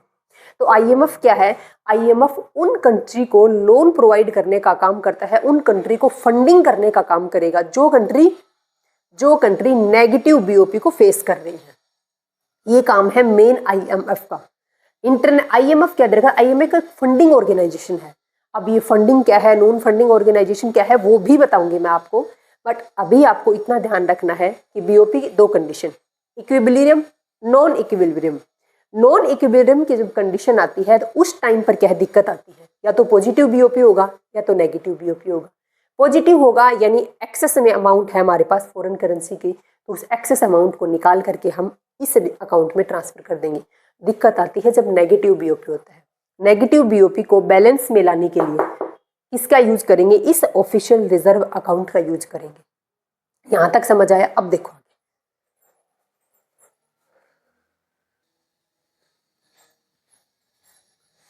अब हम बीओपी के 4th कंपोनेंट को देखते हैं, official reserve account. Official reserve account क्या है कि ये आरबीआई के द्वारा मेंटेन किया गया एक अकाउंट है जो डिसइक्विलिब्रियम वाले बीओपी को, यानी पॉजिटिव या फिर नेगेटिव बीओपी को बैलेंस में लाने के लिए यूज किया जाता है। अगर बीओपी का पॉजिटिव बैलेंस है तो ऑफिशियल रिजर्व अकाउंट में हम ऐड कर देंगे, और अगर बीओपी का नेगेटिव बैलेंस है तो हम ऑफिशियल रिजर्व अकाउंट से उस पैसे को निकाल लेंगे। अब तक मैंने आपको सिर्फ बताया है कि ये ऑफिशियल रिजर्व अकाउंट काम क्या आता है। ऑफिशियल रिजर्व अकाउंट कैसे मेंटेन करेंगे, क्या क्या चीज़ इसमें होती है, वो हम बाद में देखेंगे इसी नेक्स्ट स्लाइड में। बट अभी क्या देखना है कि ऑफिशियल रिजर्व अकाउंट आरबीआई के द्वारा मेंटेन किया गया एक अकाउंट है जो नेगेटिव बीओपी या फिर पॉजिटिव बीओपी के को बैलेंस में लाने के लिए हम इस ऑफिशियल रिजर्व अकाउंट का यूज करते हैं। देखो, if BOP surplus means inflow ज्यादा है, आउटफ्लो कम है। इफ बीओपी सरप्लस में है देन एक्सेस अमाउंट को हम क्या करेंगे? इस ऑफिशियल रिजर्व अकाउंट में क्या कर देंगे? ट्रांसफर कर देंगे। इफ यदि बीओपी डेफिशिएट है, यानी अगर इनफ्लो तो कम है और आउटफ्लो ज्यादा है, यानी अगर नेगेटिव बीओपी है, अगर बीओपी डेफिशिएट के अंदर है, तो इस कमी को पूरा करने के लिए हम ऑफिशियल रिजर्व अकाउंट का यूज करेंगे। एक तरीके से ये ऑफिशियल रिजर्व अकाउंट किसके जैसा है? देखो, अकाउंटिंग के अंदर जब हम ट्रायल बैलेंस ओपन करते हैं तो ट्रायल बैलेंस का डेबिट साइड और ट्रायल बैलेंस का क्रेडिट साइड इक्वल आने चाहिए। अगर मान लो ट्रायल बैलेंस का डेबिट और क्रेडिट साइड का जोड़ इक्वल नहीं आता है तो हम एक अकाउंट ओपन करते हैं। उस अकाउंट का नाम बताइए, वो क्या है? वो है सस्पेंस अकाउंट। तो उसी तरीके से अगर बीओपी का बैलेंस इक्वल नहीं आता है डेबिट और क्रेडिट का, तो उस बैलेंस को इक्वल लाने के लिए हम जिस अकाउंट का यूज करते हैं वो है ऑफिशियल रिजर्व अकाउंट। तो जिस तरीके से ट्रायल बैलेंस में बैलेंस को इक्वल करने के लिए हम सस्पेंस अकाउंट ओपन करते हैं, उसी तरीके से वही रोल अदा करता है ऑफिशियल रिजर्व अकाउंट, अगर बीओपी पॉजिटिव या नेगेटिव है तब। अब देखो, एक एग्जांपल से देखते हैं हम, काफ़ी अच्छे से समझ आएगा। बीओपी का क्रेडिट और बीओपी का डेबिट कॉलम है। अगर पैसे का इनफ्लो होगा क्रेडिट कॉलम में लिखेंगे, अगर पैसे का आउटफ्लो होगा तो हम डेबिट कॉलम में लिखेंगे। सबसे पहले लिखते हैं हम current account, then capital account और then error and omission account. Current account की वजह से हमें इनफ्लो हुआ है 100 करोड़ का, मान लो 1 करोड़ में है, ठीक है। कैपिटल अकाउंट की वजह से हमें आउटफ्लो हुआ है 80 करोड़ का। एरर एंड ओमिशन कितने थे? 40 करोड़ के नेगेटिव थे, यानी वो ट्रांजेक्शन हम भूल गए जिनकी हमने पेमेंट की थी। तो करंट अकाउंट, कैपिटल अकाउंट और एरर एंड ओमिशन, अगर इन तीनों को हम ऐड करते हैं तो उससे क्या निकलता है? ओवरऑल बीओपी निकलता है। यानी यहाँ पर हमारा बैलेंस 0 आना चाहिए था। यानी करंट अकाउंट, कैपिटल अकाउंट और एरर एंड ओमिशन का बैलेंस हमारे पास 0 आना चाहिए था। यानी डेबिट और क्रेडिट साइड दोनों का बैलेंस बराबर आना चाहिए था। अगर 100 तो यहाँ भी 80 + 20 ही होना चाहिए था, या फिर 40 + 60 ही होना चाहिए था। बात यह है कि बैलेंस इक्वल चाहिए था, लेकिन यहाँ तो बैलेंस इक्वल नहीं है। अगर यहाँ हम बैलेंस करते हैं तो क्रेडिट साइड का ऐड करें तो 100 है और डेबिट साइड का ऐड करें तो कितना है? 120 है। अब कमी है, डेफिशिएट है, यानी आउटफ्लो तो ज़्यादा है और इनफ्लो कम है। तो इस डेफिशिएट को देखो, डेफिशिएट कमी कितने की आ गई? डेफिशिएट नेगेटिव बीओपी आ गया, और नेगेटिव बीओपी कितने का है? 20 करोड़ का नेगेटिव बीओपी है। बात ये आती है कि हमें तो बीओपी इक्वल करना होगा जैसे ट्रायल बैलेंस को इक्वल करते हैं। तो बीओपी को इक्वल करने के लिए हम इस डेफिशिएट को कवर कहाँ से करेंगे? इस डेफिशिएट को कवर करेंगे हम ऑफिशियल रिजर्व अकाउंट से। ऑफिशियल रिजर्व अकाउंट से अब हम 20 करोड़ का पैसा निकालेंगे और कहाँ पर डालेंगे? नेगेटिव बीओपी को ठीक करने के लिए उस 20 करोड़ का यूज करेंगे। नेक्स्ट पॉइंट दे रखा था कि अब देखो, यहाँ पर मैंने ये जो चार्ट बनाया है, ये जो डायग्राम बनाया है, इस डायग्राम में और 2 पॉइंट है, उनको नोट करना है आपको। यहाँ तक समझ आया? ऑफिशियल रिजर्व अकाउंट कैसे है, कौन कौन सी करेंसी इसमें होती है वो देखेंगे आगे, बट अभी इतना ध्यान रखना कि official reserve account RBI maintain करता है, और इस ऑफिशियल रिजर्व अकाउंट का यूज करते हैं अगर बीओपी इक्वल नहीं आता है, यानी या तो पॉजिटिव आता है या फिर नेगेटिव आता है, उसको बैलेंस में लाने के लिए हम इस ऑफिशियल रिजर्व अकाउंट का यूज करते हैं। कैपिटल इनफ्लो के पॉइंट ऑफ व्यू से देखा जाए, कैपिटल इनफ्लो का मतलब है कि पैसा इंडिया के अंदर आ रहा है, पैसा इंडिया के अंदर आ रहा है, इनफ्लो है। इसके पॉइंट ऑफ व्यू से देखा जाए तो इनफ्लो 2 तरीके का होता है। एक होता है ऑटोनोमस कैपिटल आइटम वाला इनफ्लो, एक होता है अकोमोडेटिंग कैपिटल आइटम्स। मतलब क्या है? ऑटोनोमस का मतलब है कि बाहर से हमने किसी को इनवाइट नहीं किया कि आप आ करके हमारी कंट्री के साथ ट्रेड करें, हमारी कंट्री में इन्वेस्टमेंट करें, हमें स्कॉलरशिप प्रोवाइड करें, हमें डोनेशन दें। यानी हमने बाहर की किसी भी कंट्री को इंडिया में पैसे का इनफ्लो करने के लिए किसी को इनवाइट नहीं किया। ऐसी आइटम्स को, ऐसी ट्रांजेक्शन को हम ऑटोनोमस कैपिटल इनफ्लो बोलते हैं। जो भी कैपिटल इनफ्लो हो रही है वो ऑटोनोमस है, वो बाहर के लोग अपने आप कर रहे हैं। Second point, accommodating capital items. Accommodating का मतलब है कि हम इस कैपिटल आइटम्स का यूज, इन ट्रांजेक्शन का यूज तब करते हैं जब बीओपी बैलेंस में नहीं होता है। हमारा बीओपी आ गया नेगेटिव, तो डेफिशिएट बीओपी के नेगेटिव बीओपी को बैलेंस में लाने के लिए हम अकोमोडेटिंग कैपिटल आइटम्स का यूज करते हैं। यानी हम क्या लेंगे? या तो बाहर से लोन लेंगे, या फिर हम बाहर के लोगों से बोलेंगे कि आप हमारी कंट्री में पैसा इन्वेस्ट करें, हमें डोनेशन दें। इस तरीके के जो ट्रांजेक्शन है उनको बोलते हैं अकोमोडेटिंग कैपिटल आइटम्स। अब इसे बताती हूँ। कैपिटल इनफ्लो 2 तरीके का होता है। एक तो होता है बाहर के लोग अपनी मर्जी से इंडिया में इन्वेस्ट करें, एक है कि हम उनको बोल रहे हैं, बाहर के लोगों को बोल रहे हैं कि आप हमें पैसा दो, तो उनको बोलते हैं अकोमोडेटिंग। अपनी मर्जी से करते हैं उसको बोलते हैं ऑटोनोमस। आगे देखो, ये थे 2 पॉइंट, इनको नोट करना, ये इस टेबल में यूज होंगे। देखो, बैलेंस से पहले के जितने भी आइटम है, बैलेंस किसका, बैलेंस इस बीओपी का बैलेंस निकालने से पहले के आइटम, यानी यहां तक, यानी करंट अकाउंट, कैपिटल अकाउंट और एरर एंड ओमिशन के, यानी बैलेंस निकालने से पहले के जो आइटम है, पहले की जो ट्रांजैक्शन है, उन ट्रांजैक्शन को हम ऑटोनोमस कैपिटल आइटम बोलते हैं। रीजन क्या है? करंट अकाउंट है, बाहर के लोगों ने इंपोर्ट और एक्सपोर्ट किया, हमने तो नहीं बोला था उनको इंपोर्ट एक्सपोर्ट करने के लिए, उन्होंने अपनी मर्जी से किया है। बाहर के लोगों ने मान लो हमें यूनिलेटरल ट्रांसफर किया, यानी वन साइड पेमेंट की, यानी हमें स्कॉलरशिप प्रोवाइड की, इंडिया को डोनेशन दिया, हमने तो नहीं बोला डोनेशन देना, हमारी फैक्टर पेमेंट की, लैंड, लेबर, कैपिटल और एंटरप्रेन्योर को उनकी फैक्टर की पेमेंट की, हमने तो नहीं बोला था पेमेंट करो। तो बैलेंस निकालने से, बीओपी का बैलेंस निकालने से ऊपर की जितने भी ट्रांजैक्शन होते हैं, इन सभी ट्रांजैक्शन को ऑटोनोमस कैपिटल आइटम या फिर ऑटोनोमस कैपिटल ट्रांजैक्शन बोलते हैं। क्या लिखा है? बैलेंस से पहले की आइटम, बैलेंस से पहले की आइटम से जो भी इन्वेस्टमेंट, जो भी इनफ्लो हो रहा है, उस इनफ्लो, उस कैपिटल इनफ्लो को हम बोलते हैं ऑटोनोमस कैपिटल इनफ्लो। यहां पर हुआ अबोव द लाइन, इसको अबोव द लाइन क्यों बोला गया? क्योंकि मैंने देखो बैलेंस निकालने के लिए मैंने यहां क्या कर दिया, एक लाइन ड्रॉ कर दी कि यहाँ पर एडिशन कितना आना चाहिए था, इस साइड का 100 है तो इस साइड का भी 100 होना चाहिए था, और अगर इस साइड का 120 है तो इस साइड का भी 120 होना चाहिए था। इसलिए इनको अबोव द लाइन ट्रांजैक्शन भी बोलते हैं। इस लाइन से ऊपर की ट्रांजैक्शन को हम बोलते हैं अबोव द लाइन ट्रांजैक्शन बोलते हैं। नॉर्मल बिजनेस की ट्रांजैक्शन है, अब ये नॉर्मल बिजनेस की ट्रांजैक्शन है, हमने तो नहीं बोला था बाहर की किसी भी कंट्री को, बाहर के किसी भी बिजनेसमैन को इंडिया में आओ और इन्वेस्ट करो, नहीं बोला। तो ये अपनी मर्जी से नॉर्मल बिजनेस की ट्रांजैक्शन है। अब बारी है अकोमोडेटिंग कैपिटल आइटम्स की। ये वो ट्रांजैक्शन है जो हम अगले लोगों को बोलते हैं, बाहर के लोगों को बोलते हैं कि हमें पैसे की रिक्वायरमेंट है, हमें लोन दो, हमें पैसे की रिक्वायरमेंट है, हमें डोनेशन दो, एज ए डोनेशन पैसा इन्वेस्ट करो इंडिया के अंदर। तो बैलेंस से बाद की आइटम, बैलेंस के बाद की आइटम, अब बैलेंस के बाद की आइटम, ये डेफिशिट आ गया, और इस डेफिशिट को दूर कहाँ से करेंगे? डेफिशिट आ रहा है -20, अब इसको कवर कहाँ से करेंगे? इसको कवर करेंगे ऑफिशियल रिजर्व अकाउंट को। तो इससे नीचे की जो ट्रांजैक्शन होंगे, उन ट्रांजैक्शन को बोलते हैं बिलो द लाइन ट्रांजैक्शन। क्या बोलेंगे? Below the line transaction. याद रखना कि इस डेफिशिट को दूर कहाँ से करेंगे? ऑफिशियल रिजर्व अकाउंट से। तो बैलेंस के बाद की जो, बैलेंस निकालने के बाद की जितनी भी ट्रांजैक्शन होंगी वो ट्रांजैक्शन कहलाएंगी अकोमोडेटिंग कैपिटल ट्रांजैक्शन, उनको बोलते हैं बिलो द लाइन ट्रांजैक्शन।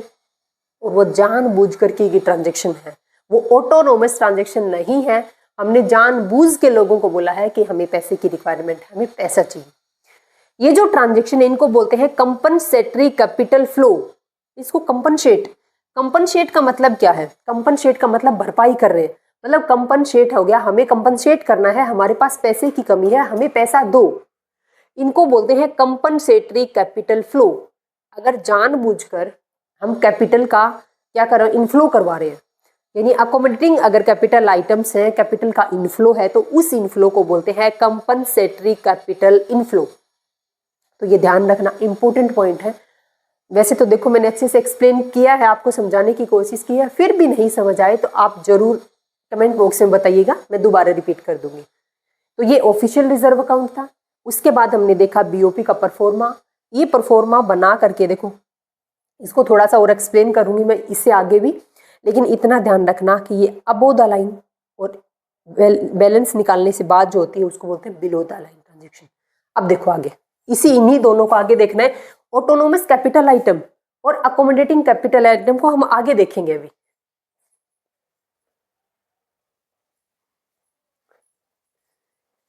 अब अपन देखेंगे, देखो थोड़ा सा और एक्सप्लेन करते हैं ऑटोनोमस कैपिटल आइटम्स को और अकोमोडेटिंग कैपिटल आइटम्स को। तो जो ऑटोनोमस कैपिटल आइटम है उनका मेन एम क्या है? प्रॉफिट अर्न करना है। यानी अगर कोई बाहर की कंट्री इंडिया के अंदर पैसा इन्वेस्ट कर रही है या फिर इंडिया बाहर पैसा इन्वेस्ट कर रही है, तो उससे होता क्या है? उनका मेन एम क्या है? प्रॉफिट अर्न करना है, पैसे कमाना है, अपने बिजनेस को एस्टेब्लिश करना है, सक्सेस करना है उसको। लेकिन जो अकोमोडेटिंग कैपिटल आइटम्स हैं ये हम तब लोगों को इनवाइट करते हैं, तब लोगों को बोलते हैं कि हमें पैसा प्रोवाइड करो, जब हमारा बैलेंस क्या जाता है, डेफिसिट में जाता है, बीओपी नेगेटिव में जाता है, यानी फ्री फ्रॉम प्रॉफिट है। इनका एम प्रॉफिट अर्न करना नहीं है। उस टाइम पर हमें क्या करना है, जो नेगेटिव बीओपी है उसको इक्विलिब्रियम की कंडीशन में लाने के लिए हेल्प करना है। बीओपी क्या होता है, ऑटोनोमस कैपिटल आइटम्स की वजह से, यानी करंट अकाउंट, कैपिटल अकाउंट और एरर एंड ओमिशन के अंदर जितनी भी ट्रांजेक्शन आती है, उन ट्रांजेक्शन की वजह से जो बीओपी आता है वो इम्बैलेंस हो जाता है। इम्बैलेंस हुआ था, जैसे मैंने आपको 100, एक साइड 100 था क्रेडिट साइड, डेबिट साइड था 120, तो इम्बैलेंस हो गया था। यानी ऑटोनोमस कैपिटल आइटम्स की वजह से, इन ट्रांजेक्शन की वजह से बीओपी मैक्सिमम टाइम इम्बैलेंस ही रहता है। लेकिन अकोमोडेटिंग कैपिटल आइटम का एम क्या है कि जो इम्बैलेंस बीओपी है, उस इम्बैलेंस बीओपी को, यानी ये सरप्लस और जो डेफिसिट वाला बीओपी था उसको बैलेंस में लाने के लिए हम किसका यूज करते हैं, अकोमोडेटिंग कैपिटल आइटम्स का यूज करते हैं। और अकोमोडेटिंग कैपिटल आइटम्स को हम क्या बोलते हैं, बिलो द लाइन ट्रांजेक्शन बोलते हैं। और बिलो द लाइन ट्रांजेक्शन में कौन सी ट्रांजेक्शन आती है, ऑफिशियल रिजर्व अकाउंट। तो इम्बैलेंस बीओपी को बैलेंस में लाने के लिए हम बिलो द लाइन ट्रांजेक्शन को यूज करते हैं, यानी ऑफिशियल रिजर्व अकाउंट को यूज करते हैं। Movement of capital and goods and services होते हैं। यहाँ पर किस चीज की मूवमेंट होती है, ऑटोनोमस कैपिटल आइटम्स कौन जाती है, above the line. Above the line के अंदर करंट अकाउंट, कैपिटल अकाउंट और एरर एंड ओमिशन अकाउंट। तो करंट अकाउंट में क्या आता है, गुड्स एंड सर्विसेज का इनफ्लो और आउटफ्लो। कैपिटल अकाउंट में क्या आता है, कैपिटल का इनफ्लो और आउटफ्लो। तो मूवमेंट होता है किसका, कैपिटल का, गुड्स का और सर्विसेज का। लेकिन अकोमोडेटिंग कैपिटल आइटम में गुड्स एंड सर्विसेज के इनफ्लो और आउटफ्लो की कोई बात ही नहीं है, बल्कि वहां पर सिर्फ ऑफिशियल रिजर्व अकाउंट के अंदर मूवमेंट होता है। मूवमेंट क्या होगा, अगर बीओपी सरप्लस में है तो ऑफिशियल रिजर्व अकाउंट के अंदर एक्सेस अमाउंट को ऐड कर देंगे, और अगर बीओपी डेफिसिट में है तो जितनी कमी है उतना पैसा ऑफिशियल रिजर्व अकाउंट से निकाल करके हम उसको बैलेंस में करेंगे।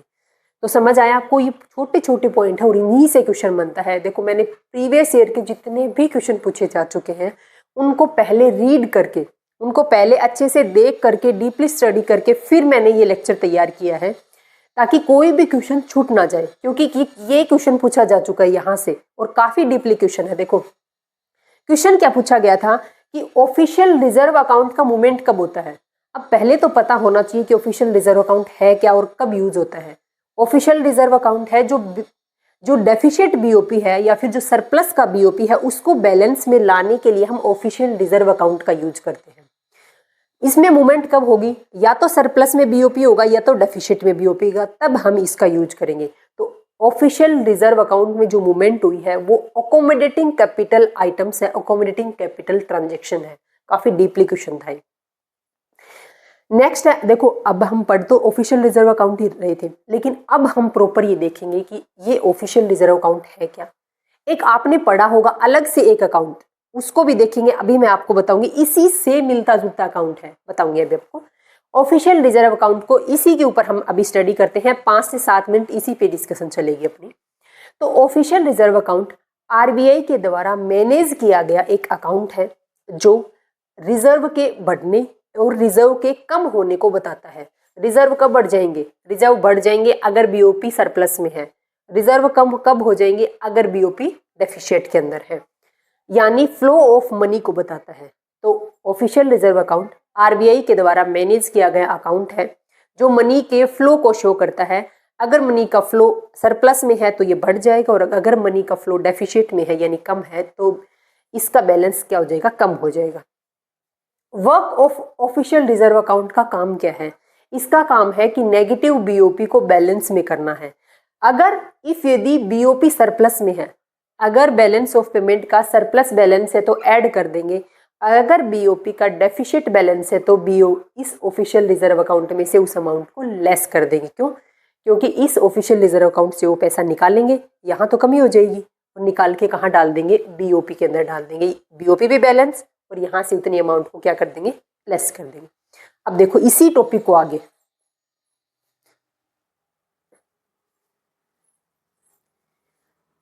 अब देखो ऑफिशियल रिजर्व अकाउंट और एक होता है फॉरेक्स रिजर्व, एक होता है फॉरेन। इस ऑफिशियल रिजर्व अकाउंट को हम फॉरेन करेंसी रिजर्व भी बोल सकते हैं, ध्यान रखना। ऑफिशियल रिजर्व अकाउंट या फिर फॉरेन करेंसी रिजर्व, एक ही मतलब है दोनों का, और एक होता है फॉरेक्स रिजर्व।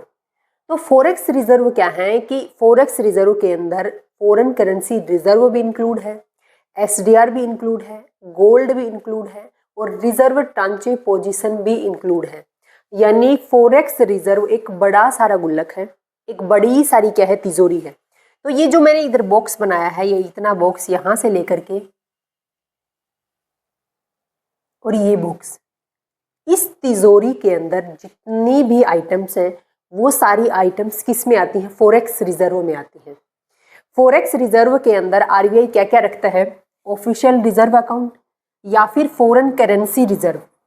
यानी फॉरेन करेंसी है जैसे यूएस का डॉलर है, पाउंड, जापानीज येन, यूरो, ये सब क्या है, यानी जो फॉरेन करेंसी है, फॉरेन कंट्री की, जैसे इंडिया की करेंसी इंडियन रुपीस है, उसी तरीके से बाहर की जो फॉरेन करेंसी है वो इंडिया के पास में रखी हुई है, जिस अकाउंट में रखी हुई है उसको बोलते हैं ऑफिशियल रिजर्व अकाउंट या फिर फॉरेन करेंसी रिजर्व। गोल्ड पता ही आपको, एसडीआर है स्पेशल ड्रॉइंग राइट्स। एसडीआर को हम कहाँ पढ़ेंगे, जब हम आईएमएफ का टॉपिक करेंगे। इससे नेक्स्ट वीडियो हमारी UNCTAD की होगी, United Nation conference on trade and development की, और उससे नेक्स्ट वीडियो हम आईएमएफ की पढ़ेंगे। तो देखो एसडीआर हम जब आईएमएफ की वीडियो डिस्कस करेंगे उसमें देखेंगे, बट एसडीआर को भी फॉरेक्स रिजर्व में इंक्लूड करते हैं, प्लस रिजर्व ट्रांचे पोजीशन। अब रिजर्व ट्रांचे पोजीशन है क्या, ये भी हम आईएमएफ में देखेंगे, लेकिन थोड़ा सा बता देती हूँ आपको क्योंकि बिल्कुल नया वर्ड है। रिजर्व ट्रांचे पोजीशन क्या है कि जब भी कोई कंट्री आईएमएफ की मेंबर बनना चाहती है तो आईएमएफ के पास में कुछ पैसा रखना पड़ता है उस कंट्री को। जैसे इंडिया अगर आईएमएफ का मेंबर बनना चाहती है, हालांकि इंडिया आईएमएफ का मेंबर है, लेकिन मान लो इंडिया आईएमएफ का मेंबर बनना चाहती है तो आईएमएफ ने इंडिया की जीडीपी के अकॉर्डिंग इंडिया का कोटा डिसाइड किया कि आप इतना पैसा ला करके हमें दीजिएगा, हम अपने पास, आईएमएफ अपने पास सिक्योर रखता है उस अमाउंट को। तो क्या करता है कि आप जिस तरीके से हम अकाउंट ओपन करवाने जाते हैं, आजकल तो जीरो बैलेंस अकाउंट ओपन होता है, पहले नहीं होता था। पहले हमें मिनिमम 1000 रुपये या 500 रुपये से ही अकाउंट ओपन करवाना होता था। तो इसी तरीके से जब एक कंट्री आईएमएफ की मेंबर बनना चाहती है तो आईएमएफ उसको कोटा डिसाइड करती है उसकी जीडीपी के अकॉर्डिंग कि आप इतना कोटा, इतनी फॉरेन करेंसी और इतनी आपकी खुद की करेंसी यहाँ रखिए हमारे पास में, तो आप आईएमएफ के मेंबर बन जाओगे। तो जो अमाउंट रख दी, मान लो हमने रख दिए 20 लाख रुपए, मिनिमम अमाउंट मान लो हमने 20 लाख रुपए आईएमएफ के पास में रख दिए, तो उस आईएमएफ के पास में रिजर्व ट्रांचे पोजीशन कहलाता है कि आईएमएफ ने जितना कोटा डिसाइड किया है हमारा, उस कोटे का 25% हम आईएमएफ की बिना मर्जी से जब हमें जरूरत हो हम आईएमएफ से निकाल सकते हैं, उसको बोलते हैं रिजर्व ट्रांचे पोजीशन।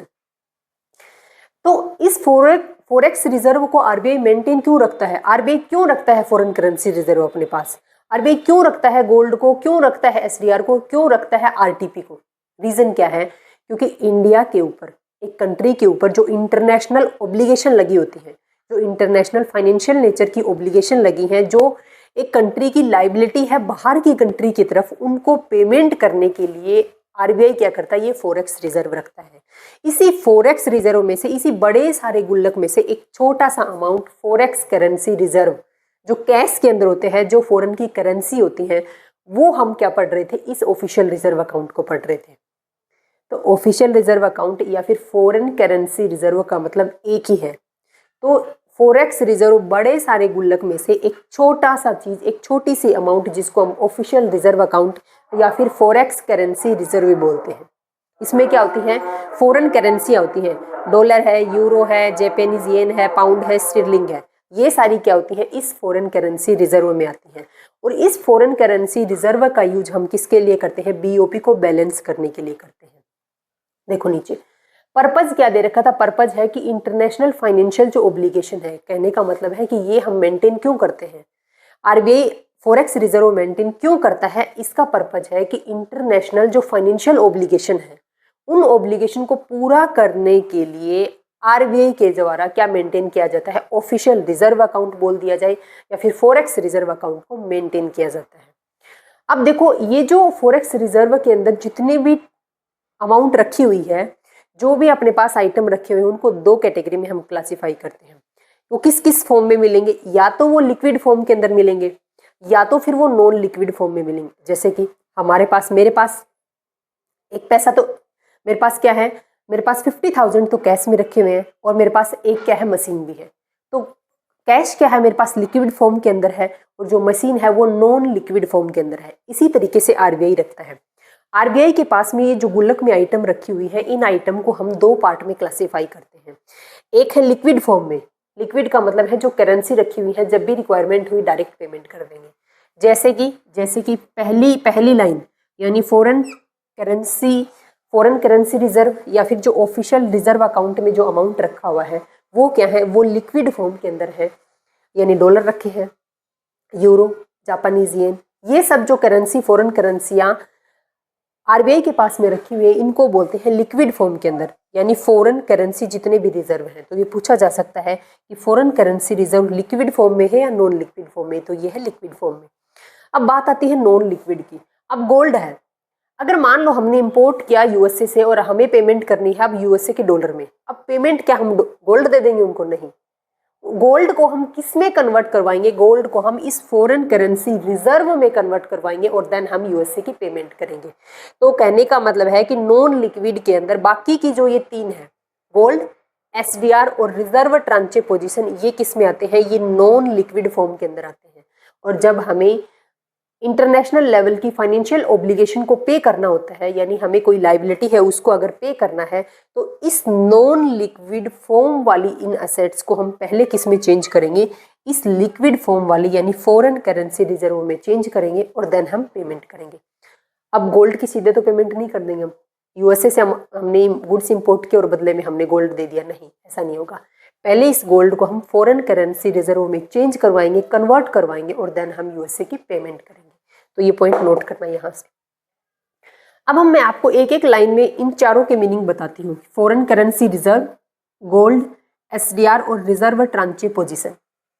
देखो, फॉरेन करेंसी रिजर्व क्या है कि इंडिया के पास जितनी भी अदर कंट्री हैं, उन कंट्री की, जैसे यूएसए का डॉलर रखा हुआ है, euro, Japanese yen, pound sterling, ये सब जो विदेशी मुद्राएं हैं जो इंडिया के पास रखी हुई हैं, इंडिया के गुल्लक में रखी हुई हैं, आरबीआई के गुल्लक में रखी हुई हैं, उनको क्या बोलते हैं? फॉरेन करेंसी रिजर्व बोलते हैं।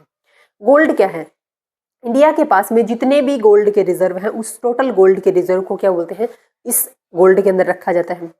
एसडीआर है स्पेशल ड्रॉइंग राइट्स, जिसको हम पेपर गोल्ड भी बोलते हैं। इस स्पेशल ड्रॉइंग राइट्स और पेपर गोल्ड को पढ़ेंगे हम आईएमएफ में, वहां डिटेल से। रिजर्व ट्रांचे पोजीशन में क्या बताया था मैंने आपको? इसको रिजर्व ट्रांचे पोजीशन को हम गोल्ड ट्रांचे भी बोलते हैं। क्या बताया था? Reserve tranche position 25% of total quota IMF का, इंडिया के आईएमएफ में इंडिया का जितना कोटा है, उस कोटे का 25% का जो अमाउंट है वो हम कभी भी निकाल सकते हैं। वो बिल्कुल फ्री होती है वो अमाउंट। मान लो हमने 100 रुपये जमा करवाए आईएमएफ में, तो 100 में से 25 रुपये क्या कहलाते हैं? रिजर्व ट्रांचे पोजीशन कहलाते हैं। यानी जब भी इंडिया को जरूरत होगी, इंडिया आईएमएफ के इस 100 रुपये में से 25 रुपये कभी भी निकाल सकती है। बाकी की 75 रुपये निकालने के लिए, अगर 75 रुपये निकालने हैं तो उसको आईएमएफ की परमिशन लेनी पड़ेगी। लेकिन कोटा कितना डिसाइड किया गया है? रिजर्व ट्रांचे पोजीशन में बोला गया कि इस 25 रुपये को इंडिया जब भी कभी भी रिक्वायरमेंट हो आईएमएफ से निकाल सकता है, विथड्रॉल कर सकता है। पॉइंट जो नोट करना था, वो सबसे इंपॉर्टेंट पॉइंट नोट करना था हमें, क्या? ये लिक्विड फॉर्म वाला और नॉन लिक्विड फॉर्म वाला। दूसरा ये पॉइंट था कि फॉरेक्स रिजर्व के अंदर एक बड़ा सारा गुल्लक है, उसमें छोटी छोटी 4 चीजें नोट की गई थी। Foreign currency reserve, gold, SDR और रिजर्व ट्रांचे पोजीशन। ध्यान रखना, ये क्या होता है? लिक्विड फॉर्म के अंदर होती है और बाकी की नॉन लिक्विड फॉर्म के अंदर होती है। तो ये हमने क्या दिखा? ये हमने बीओपी के, मैंने आपको चारों कंपोनेंट पढ़ाए हैं। बीओपी का पहला था करंट अकाउंट, फिर था capital account, then error and omission account, और उसके बाद था हमारे पास official reserve account. Official reserve account का यूज आता है कि अगर बीओपी नेगेटिव या पॉजिटिव है, यानी अगर बीओपी या तो डेफिशिट या सरप्लस का है, तो उसको बैलेंस में लाने के लिए हम ऑफिशियल रिजर्व अकाउंट का यूज करते हैं और उसको मेंटेन कौन करता है? आरबीआई मेंटेन करता है। अब हम नेक्स्ट जो टॉपिक देखेंगे वो ये देखेंगे कि अगर बीओपी सरप्लस या डेफिशिट का आ रहा है, यानी डिसइक्विलिब्रियम के कंडीशन में बीओपी है, तो उसका रीजन क्या है? ऐसा क्यों है कि हमारा बीओपी या तो सरप्लस का आएगा या तो डेफिशिट का आएगा? बल्कि हम हर ट्रांजेक्शन को डबल एंट्री सिस्टम को फॉलो करके प्रिपेयर करते हैं। यानी जितनी एक ट्रांजेक्शन के 2 साइड इफेक्ट होते हैं, जितनी अमाउंट से एक अकाउंट डेबिट होता है उतनी ही अकाउंट से एक अकाउंट क्रेडिट भी होता है। तो फिर ये डिफरेंस क्यों आ रहा है, देखो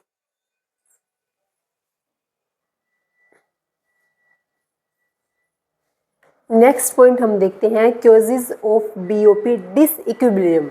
यानी अगर बीओपी डिसइक्विलिब्रियम की कंडीशन में है, असंतुलन की कंडीशन में है, तो उसके कारण क्या है। सबसे पहला कारण क्या है, इन्फ्लेशन है। इन्फ्लेशन का मतलब मुद्रास्फीति। यानी अगर गुड्स एंड सर्विसेज की प्राइस कंटिन्यू बढ़ रही है तो उस स्थिति को हम क्या बोलते हैं, इन्फ्लेशन बोलते हैं, मुद्रास्फीति बोलते हैं। मान लो ये मार्कर आज 10 रुपए का मिल रहा है, 1 महीने बाद 30 रुपए का मिलेगा, 4 महीने बाद ये 100 रुपए का मिलेगा और 1 साल बाद ये मान लो 200 रुपए का मिलेगा। तो अगर किसी गुड्स एंड सर्विसेज की प्राइस कंटिन्यू बढ़ रही है, बीच में गिरी नहीं है प्राइस, लगातार अगर प्राइस लंबे टाइम से बढ़ रही है, तो ऐसी स्थिति को हम क्या बोलते हैं, मुद्रास्फीति की स्थिति बोलते हैं, इन्फ्लेशन बोलते हैं। तो इन्फ्लेशन की वजह से क्या होता है कि इंडियन जो प्रोडक्ट है उनकी प्राइस बढ़ेगी। अब ये एक मार्कर अगर 200 रुपए का मिलेगा तो इस मार्कर को कितना परचेज करूंगी मैं, क्योंकि हमें तो मार्कर की रिक्वायरमेंट है टीच करने के लिए। तो जैसे जैसे इंडियन प्रोडक्ट की प्राइस बढ़ती जाएगी तो हम क्या करेंगे, इंडियन प्रोडक्ट की बजाय हम इंपोर्ट करने की कोशिश करेंगे, क्योंकि इंडिया में इस प्रोडक्ट को बनाने की कॉस्ट ज़्यादा आ रही है। तो इंडियन मार्केट के अंदर क्या होगा, फॉरेन से क्या करेंगे, हम इंपोर्ट करने की कोशिश करेंगे। यही मार्कर फॉरेन के अंदर 50 रुपये की कॉस्ट पर अवेलेबल है। तो इंडियन प्रोडक्ट की प्राइस बढ़ने की वजह से क्या बढ़ेंगे, इंपोर्ट बढ़ेंगे। इंपोर्ट बढ़ने की वजह से अब इंपोर्ट किए हैं तो फॉरेन के अंदर अपनी बुआ का लड़का तो बैठा नहीं अपने को फ्री में दे देगा, उसको क्या चाहिए, फॉरेन करेंसी चाहिए। अगर इंपोर्ट करेंगे तो हमें इंपोर्ट करने के लिए पेमेंट करनी पड़ेगी, इससे हमारे फॉरेन करेंसी के रिजर्व कम हो जाएंगे और रिजल्ट क्या निकलेगा, बीओपी नेगेटिव में चला जाएगा, क्योंकि फॉरेन करेंसी का आउटफ्लो हो रहा है, इनफ्लो फॉरेन करेंसी का हो नहीं रहा। इस वजह से क्या है, बीओपी नेगेटिव में चला जाता है। ये पहला कारण है कि बीओपी डिसइक्विलिब्रियम की कंडीशन में क्यों होता है, इन्फ्लेशन की वजह से आता है। दूसरा है बिजनेस साइकिल की वजह से।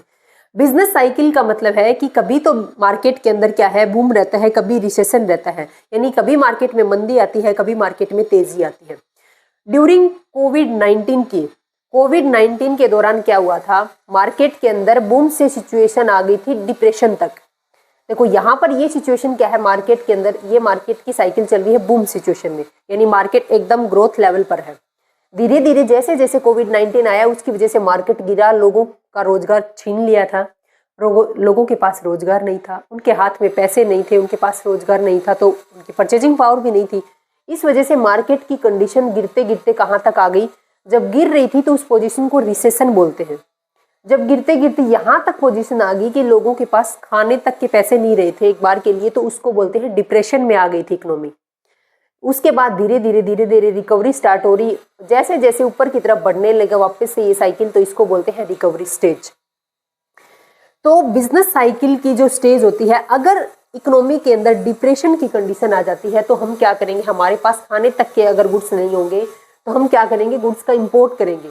ऐसी कंडीशन जनरली कब होती है, जब वार होता है, जब युद्ध हो जाता है, जब दो कंट्री के बीच में अगर युद्ध लग रहा हो, उस टाइम पर इंडिया के अंदर किसी भी कंट्री हो, मान लो हम इंडिया के पॉइंट ऑफ व्यू से देख रहे हैं, अगर इंडिया का मान लो पाकिस्तान के साथ में वॉर चल जाता है लगभग साल भर, तो क्या हो जाएगा, इंडिया के अंदर मान लो गुड्स एंड सर्विसेज की कमी होगी तो हम इंपोर्ट करने की कोशिश करेंगे।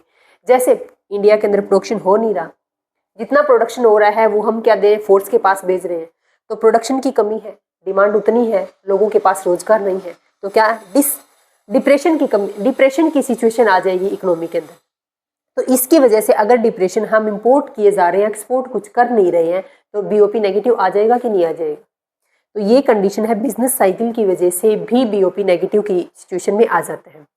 पॉपुलेशन ग्रोथ भी इसका एक रीजन है। Unfavourable balance of trade unfavourable कब होगा, जब हम गुड्स एंड सर्विसेज का लगातार इंपोर्ट कर रहे हैं और एक्सपोर्ट कर नहीं रहे, तब क्या आ जाएगा, unfavourable BOT, balance of trade की वजह से भी बीओपी नेगेटिव में जाता है। और गवर्नमेंट ने पॉलिसी इतनी स्ट्रिक्ट बना दी, इतनी स्ट्रिक्ट पॉलिसी बनाई है गवर्नमेंट ने कि आपको एक्सपोर्ट नहीं करना, कि अगर आप जितनी इंडिया के अंदर गुड्स हैं उनको बना के आप इंडियन मार्केट के अंदर सेल नहीं कर रहे हो, उनका एक्सपोर्ट कर रहे हो, आपके एक्सपोर्ट पर बैन कर दिया। आपको इंपोर्ट भी नहीं करना, क्योंकि अगर इंपोर्ट करोगे तो फॉरेन करेंसी की हमें पेमेंट कर दी, गवर्नमेंट ने पॉलिसी निकाल दी, अब क्या करें। अब इंडिया के मार्केट से कितनी ही इंडियन इकोनॉमी ग्रो करेगी, क्योंकि जब तक एक कंट्री की इकोनॉमी को रेस्ट ऑफ वर्ल्ड के लिए नहीं खोला जाएगा, एक कंट्री के अंदर हम अगर रेस्ट ऑफ वर्ल्ड में से कंपनियों को अगर इन्वेस्टमेंट के लिए मौका नहीं देंगे तो इंडिया ग्रो कैसे करेगी, यहाँ इन्वेस्टमेंट कैसे होगी।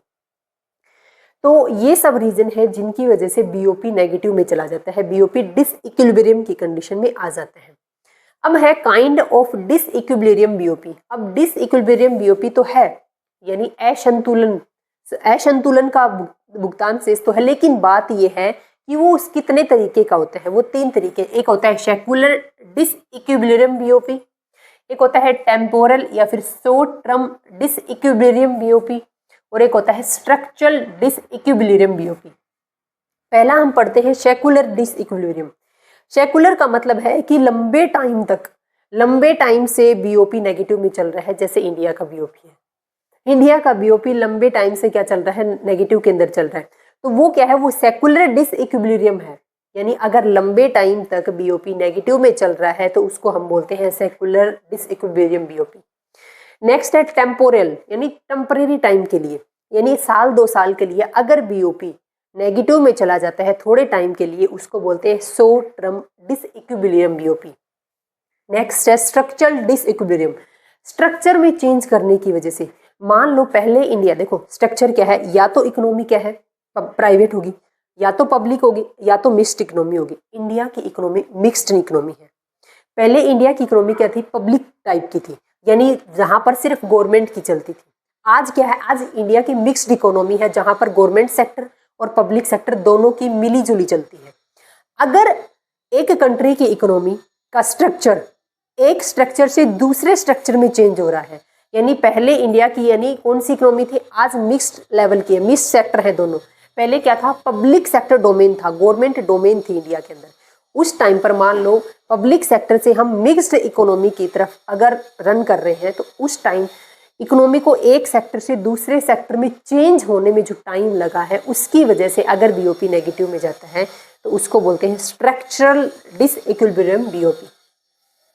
तो अब हमने डिस्कस किया था कि बीओपी नेगेटिव में जाने के कारण क्या है, और बीओपी जो नेगेटिव में, जो डिसइक्विलिब्रियम की कंडीशन में है, उसके काइंड क्या है, कितने तरीके का है। अब बात यह है कि बीओपी नेगेटिव में है, बीओपी डिसइक्विलिब्रियम की कंडीशन में है, तो उसको इक्वल भी तो लेके आना है। उसको इक्वल लाने के लिए हमें कुछ पॉइंट्स देखने हैं, यानी हमें एक ऐसी पॉलिसी बनानी है, ऐसे कुछ पॉइंट्स, ऐसे कुछ मेजरमेंट, ऐसा कोई फ्रेमवर्क तैयार करना है कि हमारा जो बीओपी डिसइक्विलिब्रियम की कंडीशन में है वो इक्विलिब्रियम की कंडीशन में आ जाए, संतुलन का भुगतान शेष हो जाए। देखो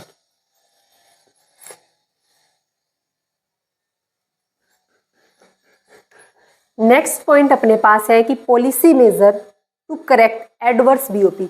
अगर बीओपी एडवर्स है, यानी फॉरेन करेंसी का इनफ्लो हमारे पास कम है और आउटफ्लो अगर हमारे पास ज़्यादा है, अगर फॉरेन करेंसी का इनफ्लो कम और आउटफ्लो ज़्यादा है तो क्या हो जाएगा, बीओपी एडवर्स में चला जाएगा, बीओपी नेगेटिव में चला जाएगा। और नेगेटिव बीओपी को बैलेंस में लाने के लिए हम क्या करते हैं, हमारे पास कुछ पॉइंट हैं, उनका हम यूज करते हैं। पहला है हमारे पास डायरेक्ट एक्शन लो। एक तो होता है कि जब कोई बच्चा घर में बदमाशी करता है, एक तो डायरेक्ट चपाक दो उसको, एक तो बदमाशी करता है तो ये, एक क्या है थोड़ा सा समझा बुझा के, बेटा ऐसे मत करो, आपको भी लग जाएगी, ये चीज़ भी टूट जाएगी। एक तो समझा बुझा के प्यार से, और एक का है डायरेक्ट लगा दो, चिपका दो। तो 2 एक्शन है, 2 पॉइंट है, 2 मेजरमेंट है।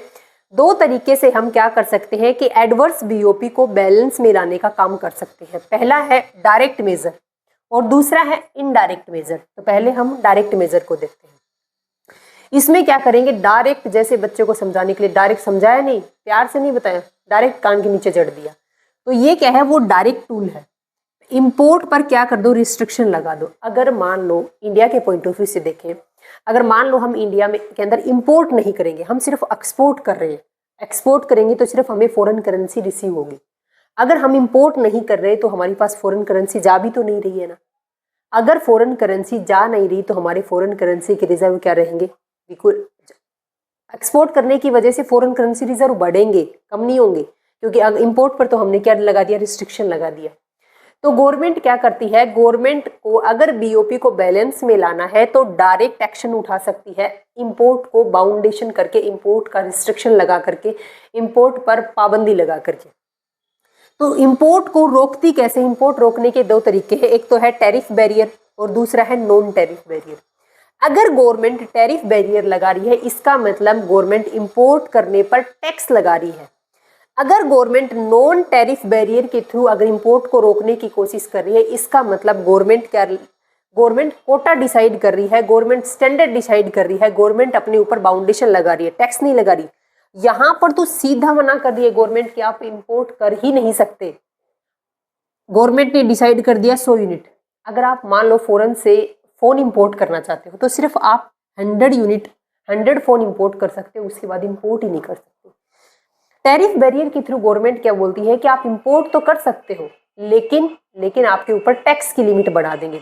एक फोन मान लो जो पहले 50,000 पे पड़ता था इंडिया में इंपोर्ट करने पर, आज वही फोन 1.5 लाख का पड़ रहा है। इंपोर्ट करेंगे हम? जो फोन 50,000 का 1,50,000 का हो गया, इतना महंगा प्रोडक्ट इंडिया में फिर नहीं परचेज करेंगे। जो लोग पहले उसी चीज को 50,000 में परचेज कर सकते हैं, अब वो 1.5 लाख में कैसे परचेज करेंगे? उनका जी नहीं रोएगा।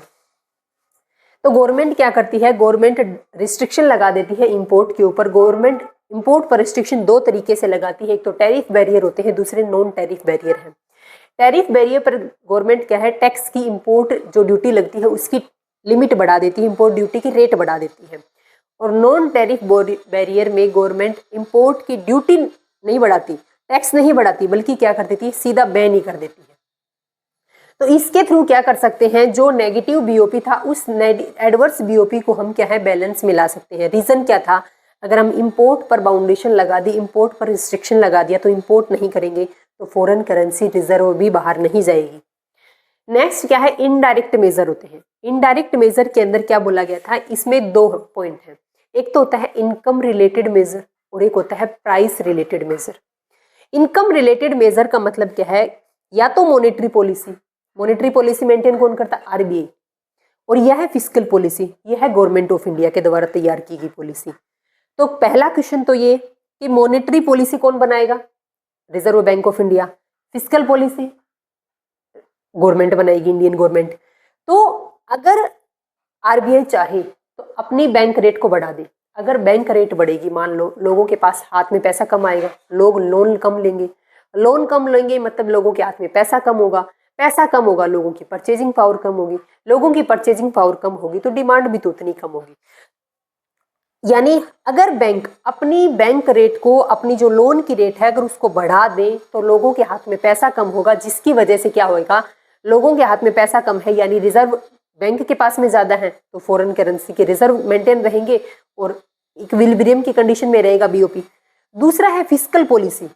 गवर्नमेंट क्या है, धनाधन खर्चे किए जा रही है। गवर्नमेंट ने क्या बोला कि गवर्नमेंट के जो रिसिप्ट हैं वो गवर्नमेंट के एक्सपेंसेस से कम करो, बढ़ाओ, रिसिप्ट को बढ़ाओ, एक्सपेंसेस को कम करो। अब गवर्नमेंट एक्सपेंस क्या करती है, गवर्नमेंट सैलरी देती है, गवर्नमेंट पेंशन देती है, गवर्नमेंट इंडिया के लिए डेवलपमेंट के लिए एक्सपेंस करती है। तो क्या बोला गया कि इन खर्चों को तो तुम कम करो। और गवर्नमेंट की रेवेन्यू किससे बढ़ती है, गवर्नमेंट की इनकम का मेन सोर्स है टैक्स की रेट को बढ़ा दो। तो फिस्कल पॉलिसी के थ्रू अगर गवर्नमेंट के रेवेन्यू को बढ़ाएं और गवर्नमेंट के एक्सपेंस को कम करें, पहला पॉइंट।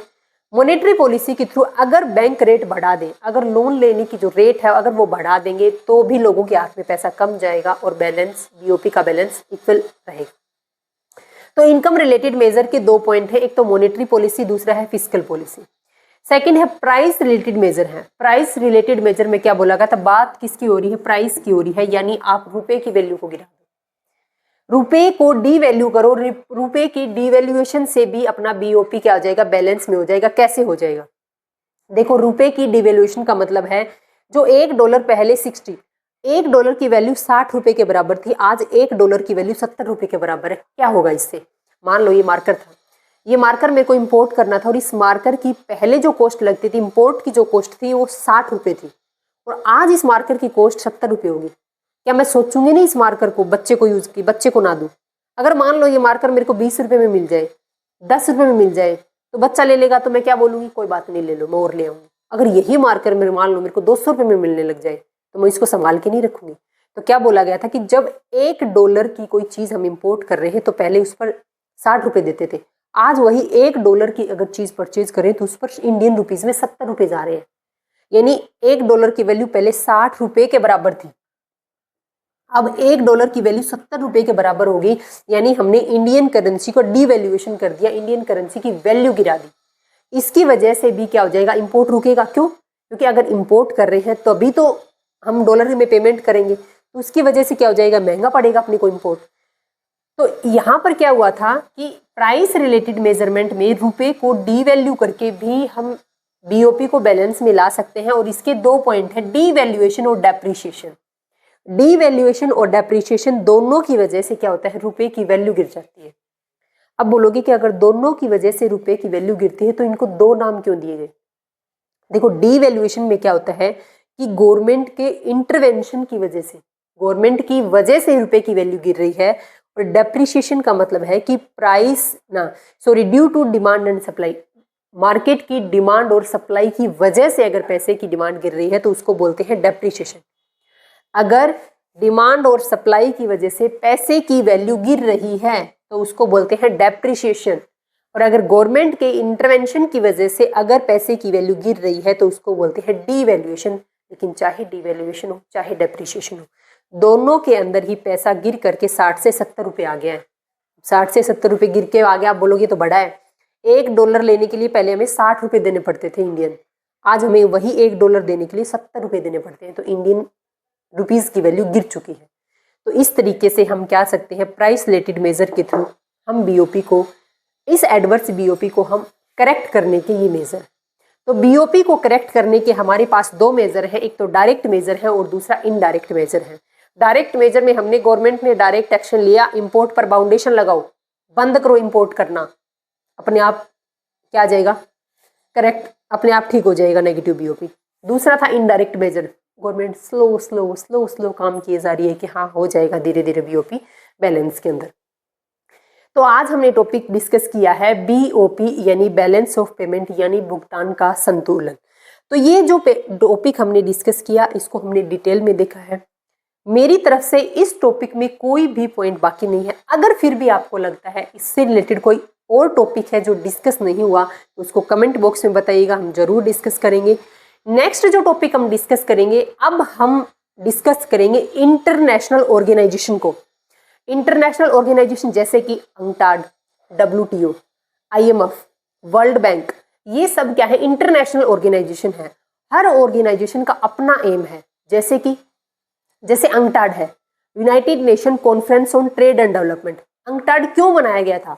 ये ऑर्गेनाइजेशन इसलिए बनाया गया था ताकि जो डेवलपिंग कंट्री है, जैसे इंडिया है, जो डेवलपिंग कंट्री है, उनके ट्रेड, उनके इन्वेस्टमेंट, इनको प्रोटेक्ट करने के लिए बनाया गया था। दूसरा पॉइंट, WTO क्यों बनाया गया? वर्ल्ड ट्रेड ऑर्गेनाइजेशन, पूरे वर्ल्ड लेवल पर, इंटरनेशनल लेवल पर वर्ल्ड जो ट्रेड है उसके जो रूल रेगुलेशन लगा रखे हैं, जो बाउंडेशन लगा रखे हैं, उनको फ्री फ्लो करने के लिए WTO का मेन एम क्या है? वर्ल्ड ट्रेड ऑर्गेनाइजेशन, ट्रेड को फ्री फ्लो करना है। इसी तरीके से हर ऑर्गेनाइजेशन का अपना एम है। तो नेक्स्ट वीडियो में हम इन इंटरनेशनल ऑर्गेनाइजेशन को स्टार्ट करेंगे और सबसे पहले आएगा हमारे पास अंक्टाड। तो आज का अपना ये टॉपिक था बैलेंस ऑफ पेमेंट, BOP, जिसको हमने डिटेल में डिस्कस किया। ये टॉपिक हुआ फिनिश एंड थैंक यू।